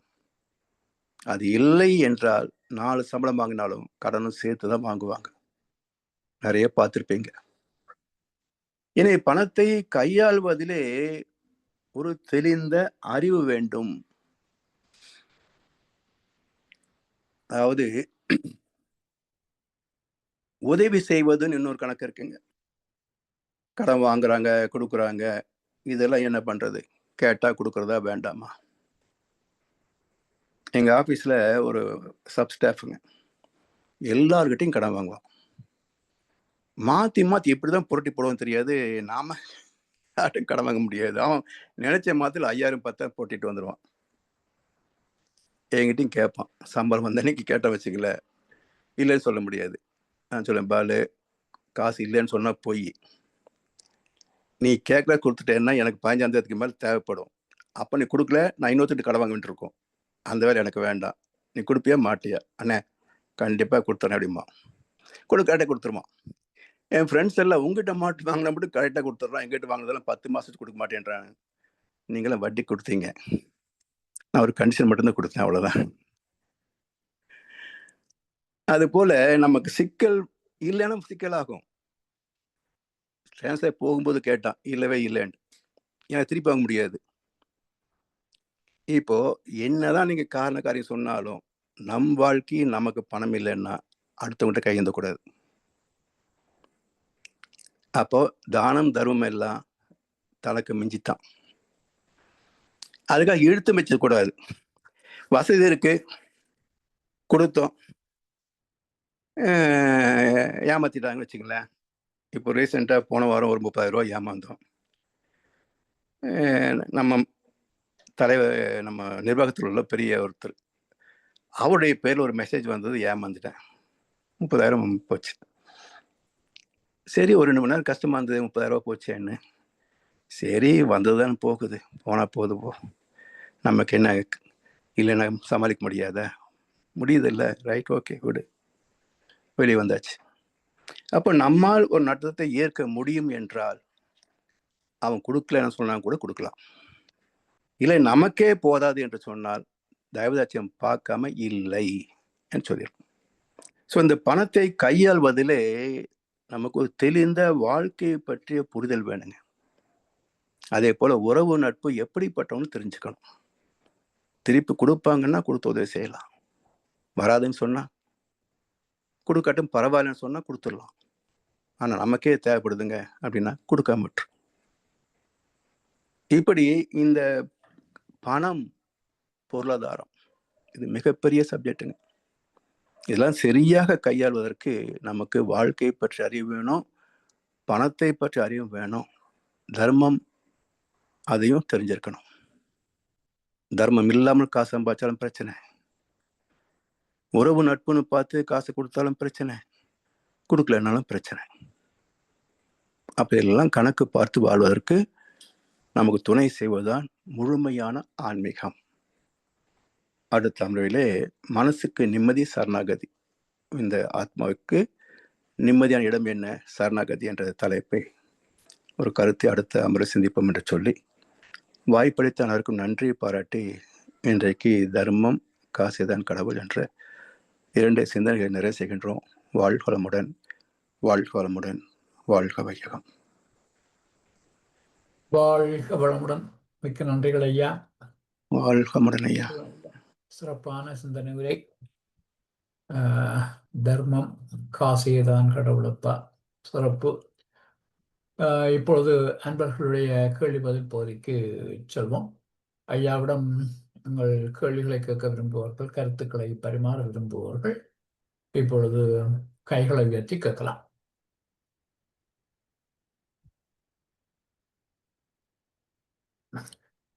வேற ஐயா? வணக்கம், வாழ்க வளமுடன். வழக்கம் வாழ்க ஐயா. சிறப்பான பேச்சு. நிறைய அறிவுரைகள், வாழ்க்கைக்கு தேவையான அறிவுரைகள். எந்த ஆன்மீகத்தில் இருந்தாலும் ஆன்மீகத்தில் இல்லைனாலும் கடைபிடிக்க வேண்டிய நல்ல அறிவுரைகள். ஒரு திருக்குறள் நீங்க ஏதோ சொன்னீங்க, அந்த செல்வம் தகுதி இல்லாதவிடையும் இருக்கும் அப்படின்னு. அந்த திருக்குறள் இதுதானான்னு எனக்கு தெரியல. சொல்லுங்கய்யா. அருள் உடைமையில வரும் அது. முதல் குறள் அது. அருட்செல்வம் செல்வத்துள் செல்வம் பொருட்செல்வம் பூரியார் கண்ணும் உல. அதேதான் எழுந்தவர்கள். பூரியார்னா ஆமா, அதுதான் கேள்விதான். ஆமா, அது ஒரு செல்வம் செல்வத்துள் செல்வம் பொருள் செல்வம் பூரியார் கண்ணும் உல. கரெக்ட். அது அருமையான ஒரு குறள். அது ஆமாங்கய்யா. அது அழகா சொன்னீங்க. அந்த செல்வம் எங்க இருக்குதுன்றத பத்தி பிரச்சனையே இல்லை வாழ்க்கை நடைமுறையில. நீங்க இன்னொன்னு குறிப்பிட்டீங்க, இந்த 30,000 சமாச்சாரம். நானும் சிவாயாவும் ஏமாறத்துக்கு இல்ல, எங்களுக்கு வந்தது. நாங்க 2 பேரும் ரெண்டு பேரும் சிக்கணும். நானும் பெங்களூர் சத்தியமூர்த்தியா 2 பேரும் சிக்கணும். ஆமா. நீங்க எனிவே நீங்க பேங்கரா இருந்திருக்கீங்க. உங்களுக்கு இல்ல, அவன் கேட்ட ஸ்டைல் வந்து அப்படி. ஐயா அருளானந்தன் ஐயா வந்து நம்ம துறையில இருக்கிறவரு. வாழ்க வளமுடன் இல்லாம நம்ம மக்கள் யாரும் ஆரம்பிக்க மாட்டாங்க. இல்ல அந்த மெசேஜ் வந்த விதம் வேற மாதிரிங்க. அவன் பேசல, நேர்ல பேசியிருந்தா கண்டுபிடிச்சிருப்பேன். ஆமா ஆமா, அவன் பேசல, மெசேஜ் மட்டும் தான் அனுப்பினா. அது நான் ஏமாந்து ரெண்டு இடத்துல ஏமாந்துட்டேன். ஒண்ணு வந்து ப்ளீஸ் கால் மீ, நான் மெசேஜ் அனுப்பினா கால் பண்ணல. ஆமா. ரெண்டாவது அது பேமெண்ட் பண்ணும்போது ஸ்கேம்னு வந்துச்சு எனக்கு லேப்டாப்ல. அப்படின்னு வந்து நான் ஐயா அப்படின்ற ஒரே கான்செப்ட்ல போட்டு தள்ளிட்டேன். சரி சரி சரி. நாங்க வந்துச்சு எனக்கு. நிறைய பேர்கிட்ட நானும் தெரிஞ்சவங்களுக்கு எல்லாம் சொல்லி உடனே அந்த நம்பரை பிளாக் பண்ணிட்டு, அது கால் மீ அப்படின்னு போட்டு அவன் பேசலன்னாலே அது வந்து விவகாரம் அப்படின்னு. நீங்க சொன்ன மாதிரி எனக்கும் கம்ப்யூட்டர்ல அந்த வார்னிங் வந்தது. மேபி வந்ததுங்களா? பாத்தீங்களா, அப்படி எடுத்து இருக்கணும். நான் வந்து அதான் போக வேண்டியது போச்சு, அவ்வளவுதான். அதான் நீங்க அந்த அப்ரோச், அது உண்மைதான். அது இப்போ நமக்கு, நானும் அது மாதிரி ஏமாந்துருக்கேன். இங்க இதுல ஏமாறலையே தவிர நானும் நிறைய ஏமாந்துருக்கேன். லட்சக்கணக்கில் ஏமாறவும் யாருமே கிடையாதுங்க ஐயா. தெரிந்தும் ஏமாறுவோம், தெரியாமலும் ஏமாறுவோம். ஆமா ஆமா, சில சமயங்கள்ல போகுதும் கொடுக்கறதும் உண்டு. ஆமா ஆமா.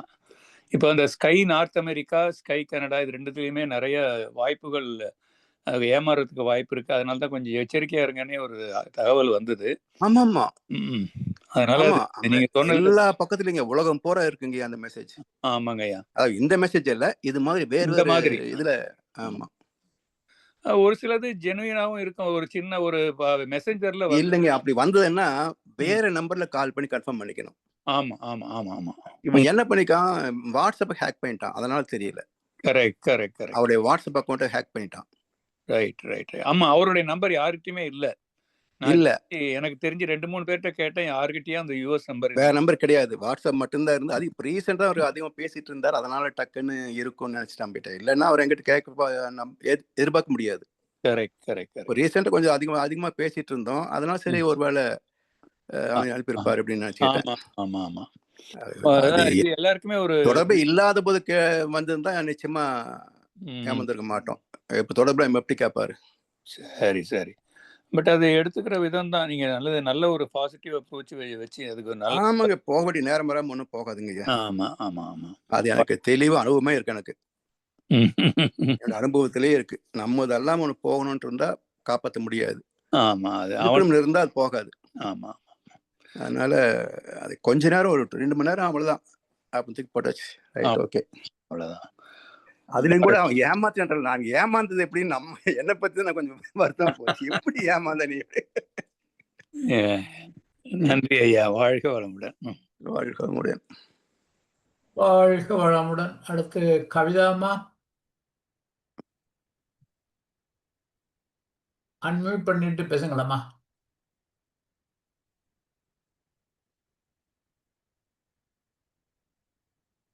கவிதா கோவிந்தராஜா அம்மா.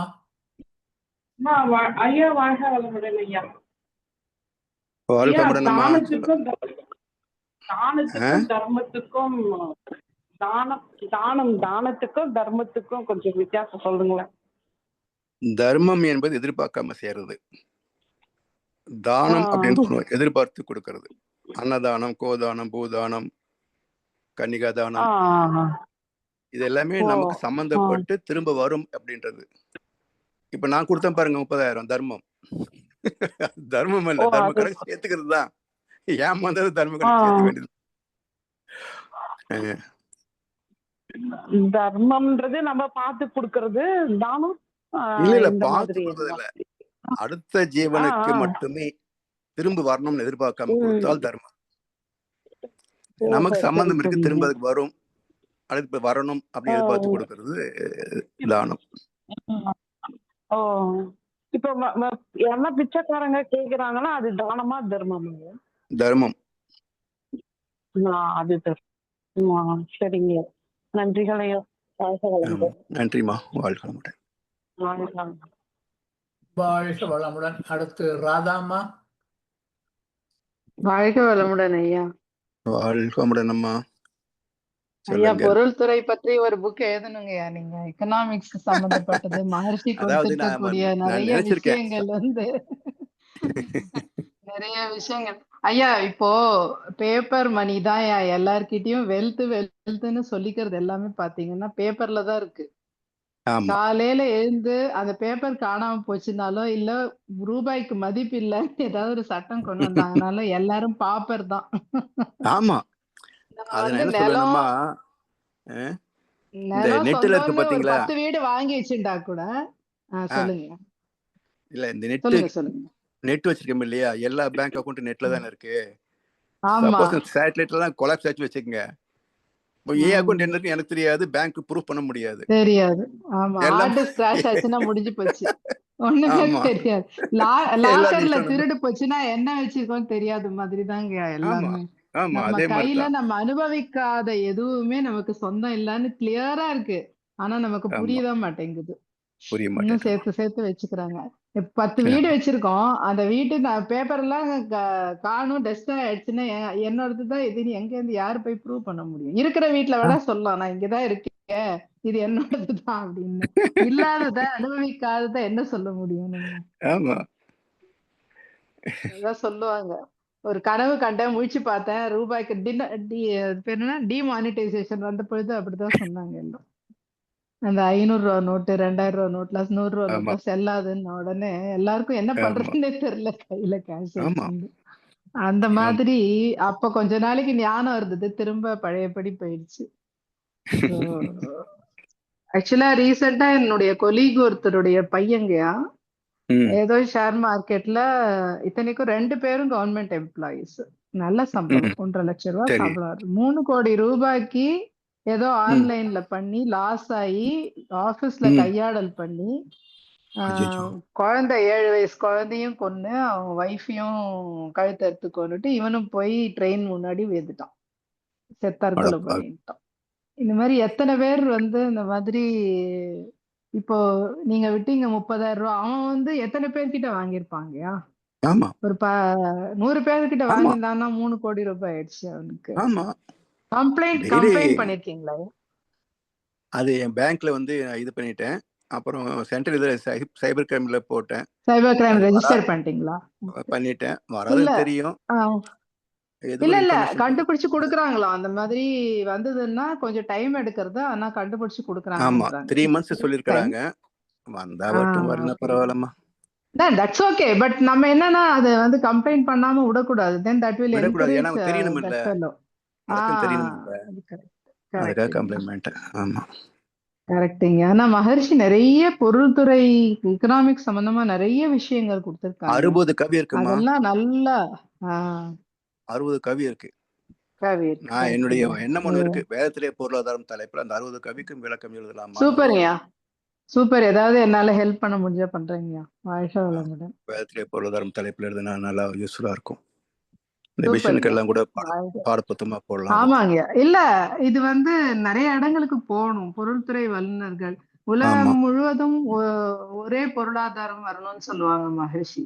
ஆமா அது ஆமா கட்டாயமா அது முக்கியமான ஒரு விஷயம். அது ஆமா எல்லாரும் நீங்க சொன்னீங்க இல்லையா, அந்த ம் தேவைக்கு என்ன வேணும்ன்ற அளவுக்கு வச்சிருந்தாங்கன்னா எதுக்கு ஏற்றத்தாழ்வு வரப்போகுது இல்லையா? நமக்கு என்ன ஆமா தேவை, எவ்வளவு வேணும் அப்படிங்கறத உணர்ந்து அந்த அளவுக்கு மட்டும் வச்சிருந்தாங்கன்னா ஏற்றத்தாழ்வே இருக்க போறது இல்லையே.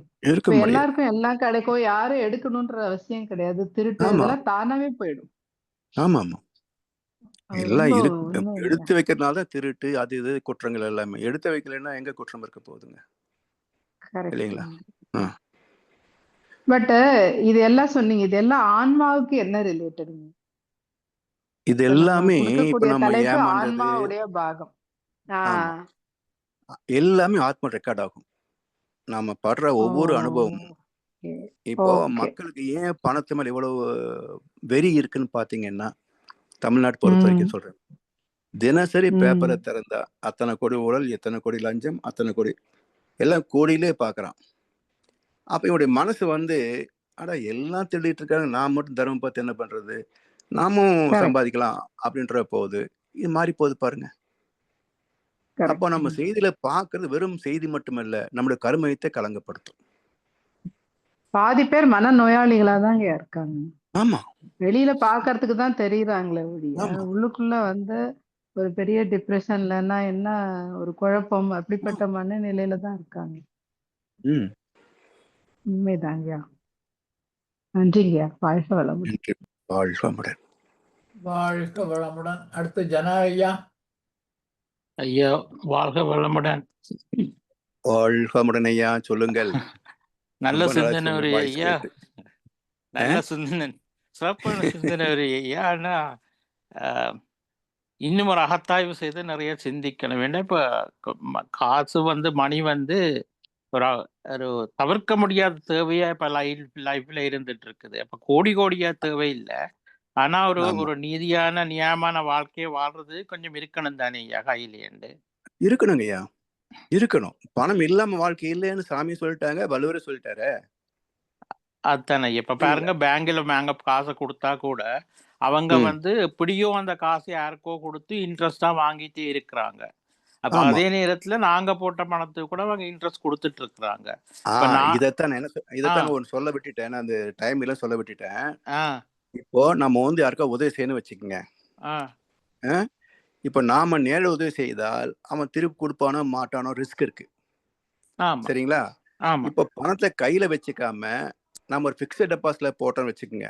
ஆமா அந்த பணம் பேங்க் போயிடுச்சா, ம் யாருக்கு திறமை இருக்கோ, தகுதி இருக்கோ, பணம் வேண்டி இருக்கோ ஒரு தொழில் செய்வதற்கு அவங்க லோன் கொடுப்பாங்க. ஆமா இப்போ ஆ மறைமுகமா நான் போட்ட பணம் அவருக்கு லோன் போகுது இல்லையா? ஆமா அதான் அது உதவி தானே? ஆமா அப்போ செக்யூர்டு ஹெல்ப் இது. நம்ம பணம் எப்போ நமக்கு வந்துடும், அதே ஆமா சமயத்துல இன்னொரு உதவி செய்யறோம். ஆமா அதனால கையில பணம் வச்சுக்க கூடாது. பேங்க்ல மத்த தங்கம் இடம் வாங்கி வைக்கிறத விட நம்ம ஆமா பேங்க் டெபாசிட் மட்டுமே வச்சுக்கிட்டோம் அப்படின்னாக்க கொஞ்சம் ஆ வட்டி குறைவா இருந்தாலும் ஒரு எக்கனாமிக்கல் டெவலப்மெண்ட் வந்து பேங்க் மூலமா தான் வரும். அது அது அதுதானே ஐயா, அதான் அது எப்படியோ அந்த நன்மை இப்போ அந்த பணம் வெளியில போய் மற்றாக்களுக்கு ஏதோ விதத்துல ஆமா நன்மையை செய்யுது என்ற ஆமா அளவில் தானே. ஆமா அப்ப அதே நேரத்துல இப்ப பேங்க் வந்து எங்களுக்கு திருப்பி கொஞ்சம் பணத்தை தரீக்கல, நாங்களும் அதை ம் இந்த கணக்கில போட்டா அது கொஞ்சம் கூட இன்ட்ரெஸ்ட் தரும் பேங்க்ன்றது பார்த்து தானே போடுறோம். ஏனெண்டா அது அந்த தப்பு கிடையாது. ஆ அது தப்பு கிடையாது. ஏன்னா அது பேங்கே வந்து நமக்கு ஷார்ட் டேர்ம் டெபாசிட்க்கு குறைந்த வட்டியும், லாங் டேர்ம் டெபாசிட் கொஞ்சம் கூடுதல் வட்டியும் தர்றாங்க. ஆமா ஆமா ஸோ நமக்கு லாங் டேர்ம் இப்போ தேவையில்லை 5 வருஷம் போடலாம்னு சொன்னா 5 வருஷம் போட்டீங்கன்னா 8% கிடைக்கும். ஆமா அதே ஆமா நீங்க 15 நாளைக்கு போட்டு இருந்தீங்கன்னா 4 தான் கிடைக்கும். ஆமா ஆமா ஆமா அப்படி ஆமா வேண்டியது இல்லையே.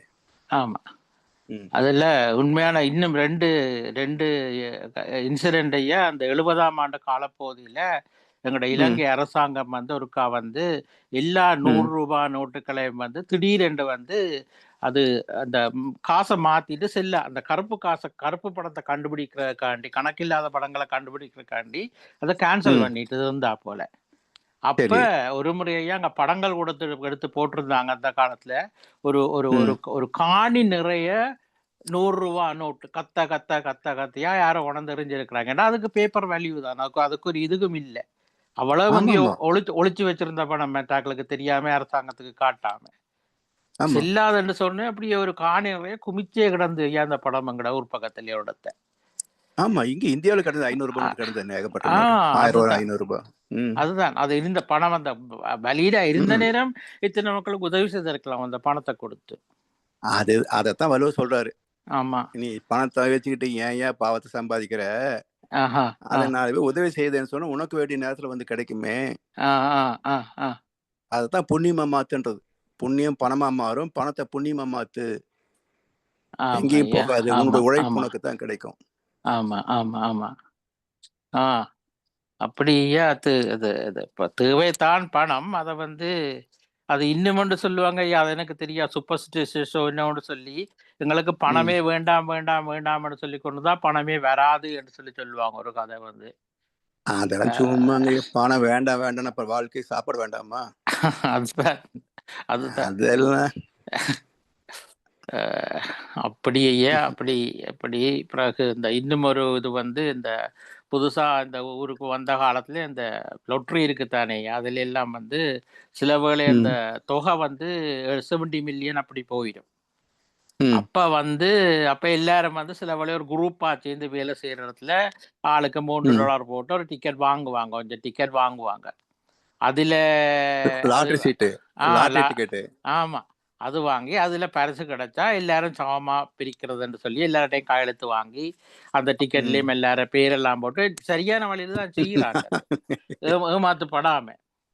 ஆனா அது என்ன எனக்கு அந்த நேரம் அடக்க முடியாத சிரிப்புன்னு சொல்லி சொன்னா, அது வந்து யாரோ ஒருவருக்கு அந்த 70 மில்லியன் வேறு ஒரு மாகாணத்துல கிடைச்சிட்டுது. அப்ப அந்த ஒருவர் வந்து சொல்றார், ஒருவருக்கு கிடைச்சதா அந்த பணம், ஒரு 10 பேருக்கு கிடைச்சிருந்தா கூட பரவாயில்லையேன்னு. அப்ப திருப்பி கேட்டேன், உங்களுக்கு அந்த காசு கிடைச்சிருந்தா நீங்க இதை சொல்லுவீங்களான்னு கேட்டேன். அவருக்கு முகத்தை எங்க வைக்கிறேன்னே தெரியல. வாழ்க வளமுடன் ஐயா, நன்றி ஐயா. நிறைய படத்தை பற்றி புத்திமதி நீ அதை பற்றி அகத்தாய்வு செய்தனும். இப்ப வாழ்க வளமுடன். வாழ்க வளமுடன். வாழ்க வளமுடன் ஐயா. இப்ப நீங்களும் ஜனாவும் காய்ச்சதுல இருந்து ஒரு கேள்வி ஐயா. பேங்க்ல டிபாசிட் பண்றதை பற்றி பேசணும். அதுல அந்த பணம் வந்து மற்றவர்களுக்கு உதவுகின்றது என்று. அதே மாதிரி இப்ப கனடா இதுக்கு பேர் போன நாடு. இங்கே டாக்ஸ் வந்து அவ்வளவு ஹை என்று பொதுவாக எல்லோரும் கம்ப்ளைண்ட் பண்ணுவார்கள். 40 + 15 55% டாக்ஸ். ஆமா, ஆனா அந்த டாக்ஸை வச்சுதான் இந்த சேவைகள், கவர்மெண்ட் சர்வீஸ் எல்லாமே இடம்பெறுது. அப்ப ஒரு வகையில டாக்ஸ் பே பண்றது கடமைதான், கடமையாற்றுகின்ற ஒரு முறை. ஆனா நாங்கள் கட்டுபவர்கள் அதை விளக்கமில்லாமல் திட்டியே டாக்ஸ் கட்டுவோம். அப்ப என்னுடைய கேள்வி என்னண்டா ஐயா, பேங்க்ல காசு போடுவதாலே அது அந்த பணம் வேறு நண்பர்களுக்கு தேவைப்படுபவர்களுக்கு உதவியாக அமைகின்ற போது அது புண்ணிய கணக்கில் வருமா? அதுபோல நாங்கள் டாக்ஸ் பே பண்றது விரும்பி உணர்ந்து கட்டினால் அது புண்ணிய கணக்கில் வருமா? அதாவது டாக்ஸ் அப்படின்றது புண்ணிய கணக்குன்னு சொல்ல முடியாது. ஏன்னா அது நம்முடைய வசதிகளுக்காக அரசாங்கத்துக்கு நாம் செலுத்துகின்ற ஒரு கட்டணம். இப்போ ரோடு, இது மெடிக்கலு, காலேஜஸ், அது இதெல்லாம் இருக்கு இல்லையா? எத்தனையோ நிறுவனங்கள் வந்து கவர்மெண்ட் நிறுவனங்களாக தான் இருக்குது. அதே போல் பாலம், அணைக்கட்டு, ரோடு, டிச்சு, இதெல்லாம் நிறைய பொதுப்பணிகள் எல்லாம் இருக்கு. இதெல்லாம் வரி கொடுத்தா தானே செய்ய முடியும். வரி ஏய்ப்பு இருந்தால் எப்படி செய்ய முடியும்? ஆனா ஐயா, இப்ப இங்க எடுக்கிற அந்த டாக்ஸில் தானே ஐயா சமூக உதவி பணங்கள் அதுகளெல்லாம் நிறைய கனடாவில் இருக்குது. வெல்ஃபேர் சிஸ்டம் அதுகளெல்லாம் அந்த கட்டுபவர்களுக்கு இந்த நன்மைகள் வருவதில்லை. வரும் வரும் வரும். ஏன்னா அந்த நம்ம செலுத்தக்கூடிய அமௌண்ட் எங்கே போகுது? யாரோ ஒருத்தருடைய துயர் தீர்ப்பதுக்கு தான் போகும். அப்ப இது வந்து நேரடியாக இல்லாமல் மறைமுகமாக நமக்கு நன்மையாக வரும். அதான் கேக்குறேன் ஐயா, இது புண்ணிய கணக்கில் வருமாண்டு. அதாவது டைரக்டா நம்ம உதவி செய்வதை போல வராது, ஆனா கொஞ்சம் வேல்யூ குறைவுன்னு வச்சுக்கல. ஏன்னா அரசாங்கம் என்பது நாம எடுத்துக்கொண்ட ஒரு அமைப்பு தான் அது. ஆமா. அது வந்து டாக்ஸ் சிஸ்டம் எல்லாமே வந்து இது புண்ணிய கணக்கா பாவ கணக்கானதெல்லாம் கிடையாது. கட்டி ஆகணும் அவ்வளவுதான். கட்டலைன்னா துன்பம் வரும். கட்டலைன்னா பரவாயில்லன்னு சொன்னா யார் கட்டுவாங்க? இல்ல, நாங்க விரும்பி உணர்ந்து இல்ல, செய்தால் இப்ப அது டாக்ஸ் கட்டலைன்னா தண்டனை இல்லை என்று சொன்னால் யார் டாக்ஸ் கட்டுவாங்க? இப்போ தண்டனைக்கு பயந்து தானே கட்டுறோம். ஆமா. அப்படி புண்ணிய கணக்கு வரும். ஸோ இது ஒரு சமுதாய அமைப்பு. இது அந்த அளவுக்கு ஆராய்ச்சி பண்ண வேண்டியதில்லை. ஏன்னா அப்படியே நம்ம வந்து கொடுத்தாலும் கூட ஒரு ஒரு ஏதோ ஒரு மினிமம் லெவல் வச்சுக்கலாம், ஒரு நெக்லிஜிபிள் லெவல் வரும். என்னவர்கள் ஐயா இந்த ஜனாரையா இந்த லாட்டரி டிக்கெட்டை பற்றி கழிச்சார்.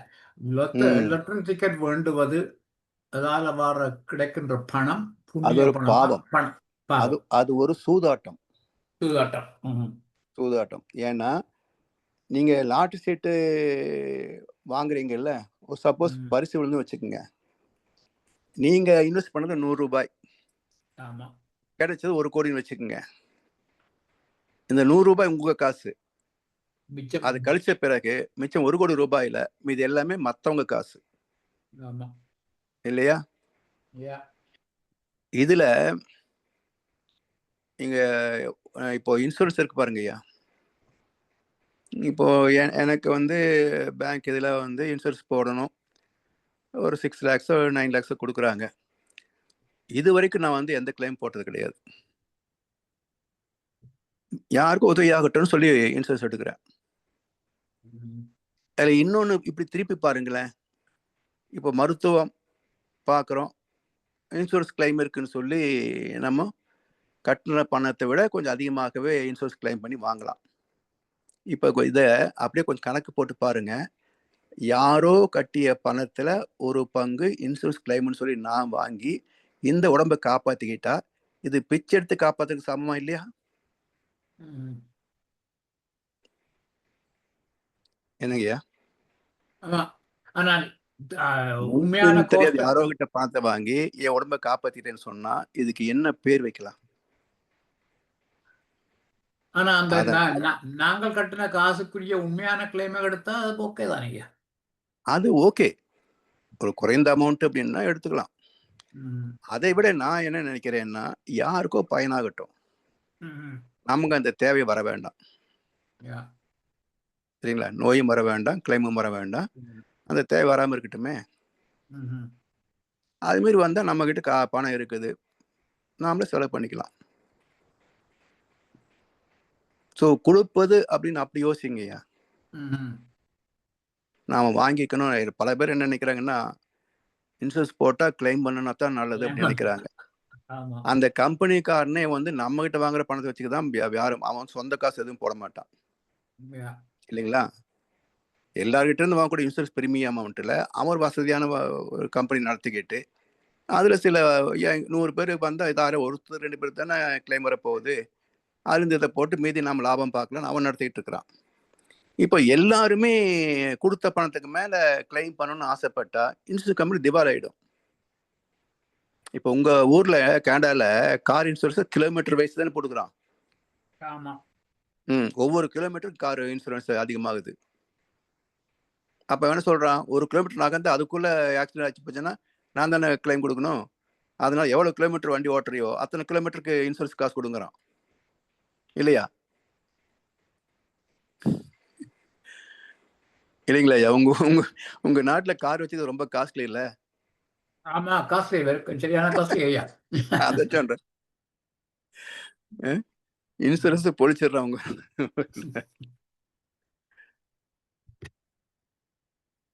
நன்றி ஐயா.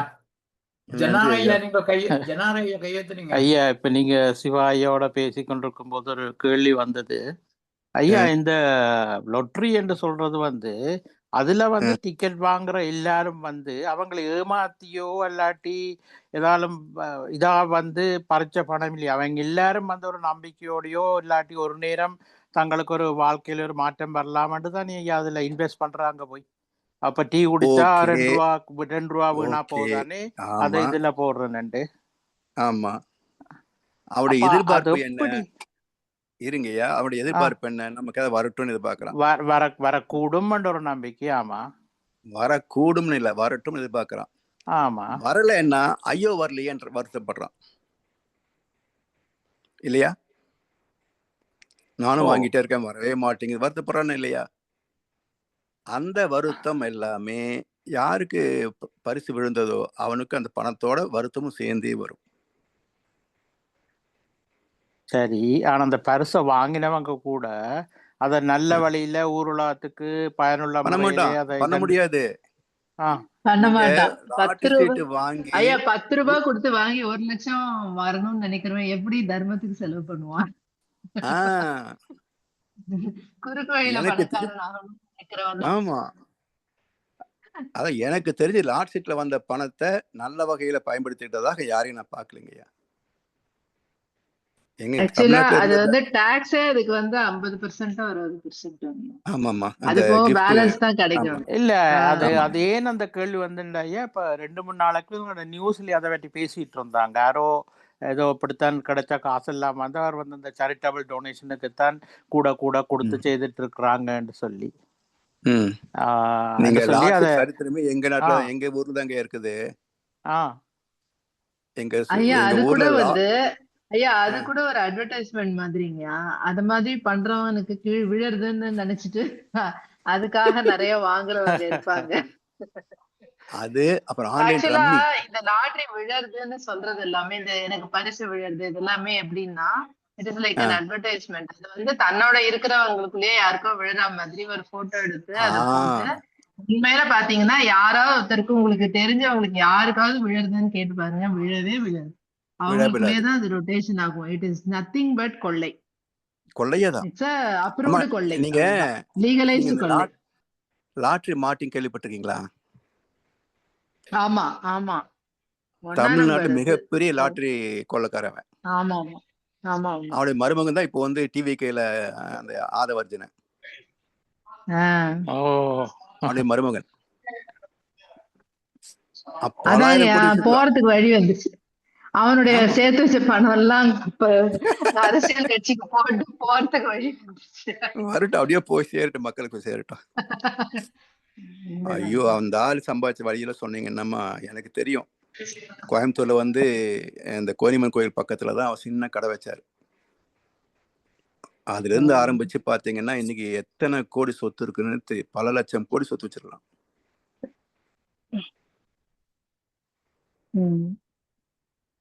அந்த ஆளு சரியான அது சேர்ற வரைக்கும் சேருங்க, அப்புறம் விழும்பொழுது எப்படி விழும் தெரியாது. ஆமா ஒருத்தர் இந்த வந்து ஒரு தலைமுறைக்கு 100 அவன் வருஷம் 100 வருஷம் வாழ்ந்தவங்க கிட்ட கேட்டா தெரியும். ஒருத்தன் வாழ்ந்ததும் தெரியும், அழிஞ்சதும் தெரியும். அதேதாம்மா, இந்த அதேதான் கணக்கு. 30-40ல சேர்றவங்களுக்கு தெரியாது. தெரியாது. நம்ம ஒண்ணு உயர்ந்து இருக்கிறத பாக்குறோம், இல்ல ஒரேடியா தாழ்ந்து இருக்கிறத பாக்குறோம். ஒரு 100 வயசு வாழ்ந்தவங்க கிட்ட கேட்டா தெரியும், இவன் அப்பா அப்படி பண்ணா அதனால இவன் இப்படி இருக்கான் அப்படின்னுவாங்க. இல்லன்னா அந்த மாத்தி சொல்லுவாங்க. சோ குறுக்கு வழியில என்னைக்கும் நிரந்தரமா நமக்கு நிக்கவே நிக்காதுமா, முடியாது. நிக்கவே நிக்காது. இங்க இது வரைக்கும் எந்த உண்மைதாங்க. மனுஷன் எடுத்துக்கங்க, இந்த தர்மத்தின் விதியை வந்து மாத்தினதாக யாராவது காட்ட முடியுமா? யாரும் காட்ட முடியும். 7 தலைமுறைக்குள்ள அந்த அதோடைய விலையை அது வசூலிச்சே தீரும். அது மட்டும் இல்லைங்கயா, அது தீர்ற வரைக்கும் மனசும் நிம்மதியா இருக்காது. நம்ம அட்லீஸ்ட் நமக்கு சேர்றது மட்டும்தான் அப்படின்னு இருந்ததுன்னா அட்லீஸ்ட் நிம்மதியா தூங்கவாவது முடியும். அவங்களால அதுவும் முடியாது, இருந்து அதை அனுபவிக்கவும் முடியாது. எப்ப போகும்ன்ற பயம் உள்ளுக்குள்ள இருந்துட்டே தான் இருக்கும். அதனாலதாங்க அவங்க சேர்க்கணும்ன்ற ஆசை வர்றதுக்கு காரணமே, இது என்னோட ஒழுங்கான வந்த பணம் கிடையாது, இது எப்ப வேணா போறதுக்கு வாய்ப்பு இருக்கு, சோ அதுக்காக இன்னும் சேர்க்கணும் அப்படின்ற மாதிரியான எண்ணத்துலதான் அவங்க சேர்த்துட்டே போறாங்க. ஆமா. வாழ்க வளமுடன். நன்றி ஐயா. வாழ்க வளமுடன். வாழ்க வளமுடன் ஐயா. வாழ்க வளமுடன். நாங்கள் இத்துடன் இன்றைய கேள்வி பதில் பகுதியை நிறைவு செய்வோம். இதுவரை நேரமும் ஆன்மா பாகம் 24 சிந்தனை உரிய சிறப்பான சிந்தனை உரிய எமக்கு வழங்கிய முதுநிலை பேராசிரியர் பழனிசாமி ஐயாவுக்கு நாம் நன்றி தெரிவிப்பது கூட ஐயாவுக்கு ஒரு வாழ்த்து தெரிவிப்போம். பேராசிரியர் பழனிசாமி ஐயா வாழ்க வளமுடன். வளமுடன். அவரது உடல் நலம், மனவளம், பொருளாதார வளம், வாழ்க வளமுடன். அவர்தம் அன்பு குடும்பம், வாழ்க வளமுடன். அவரது வேதாத்திரிய தொண்டு வாழ்க வளமுடன்.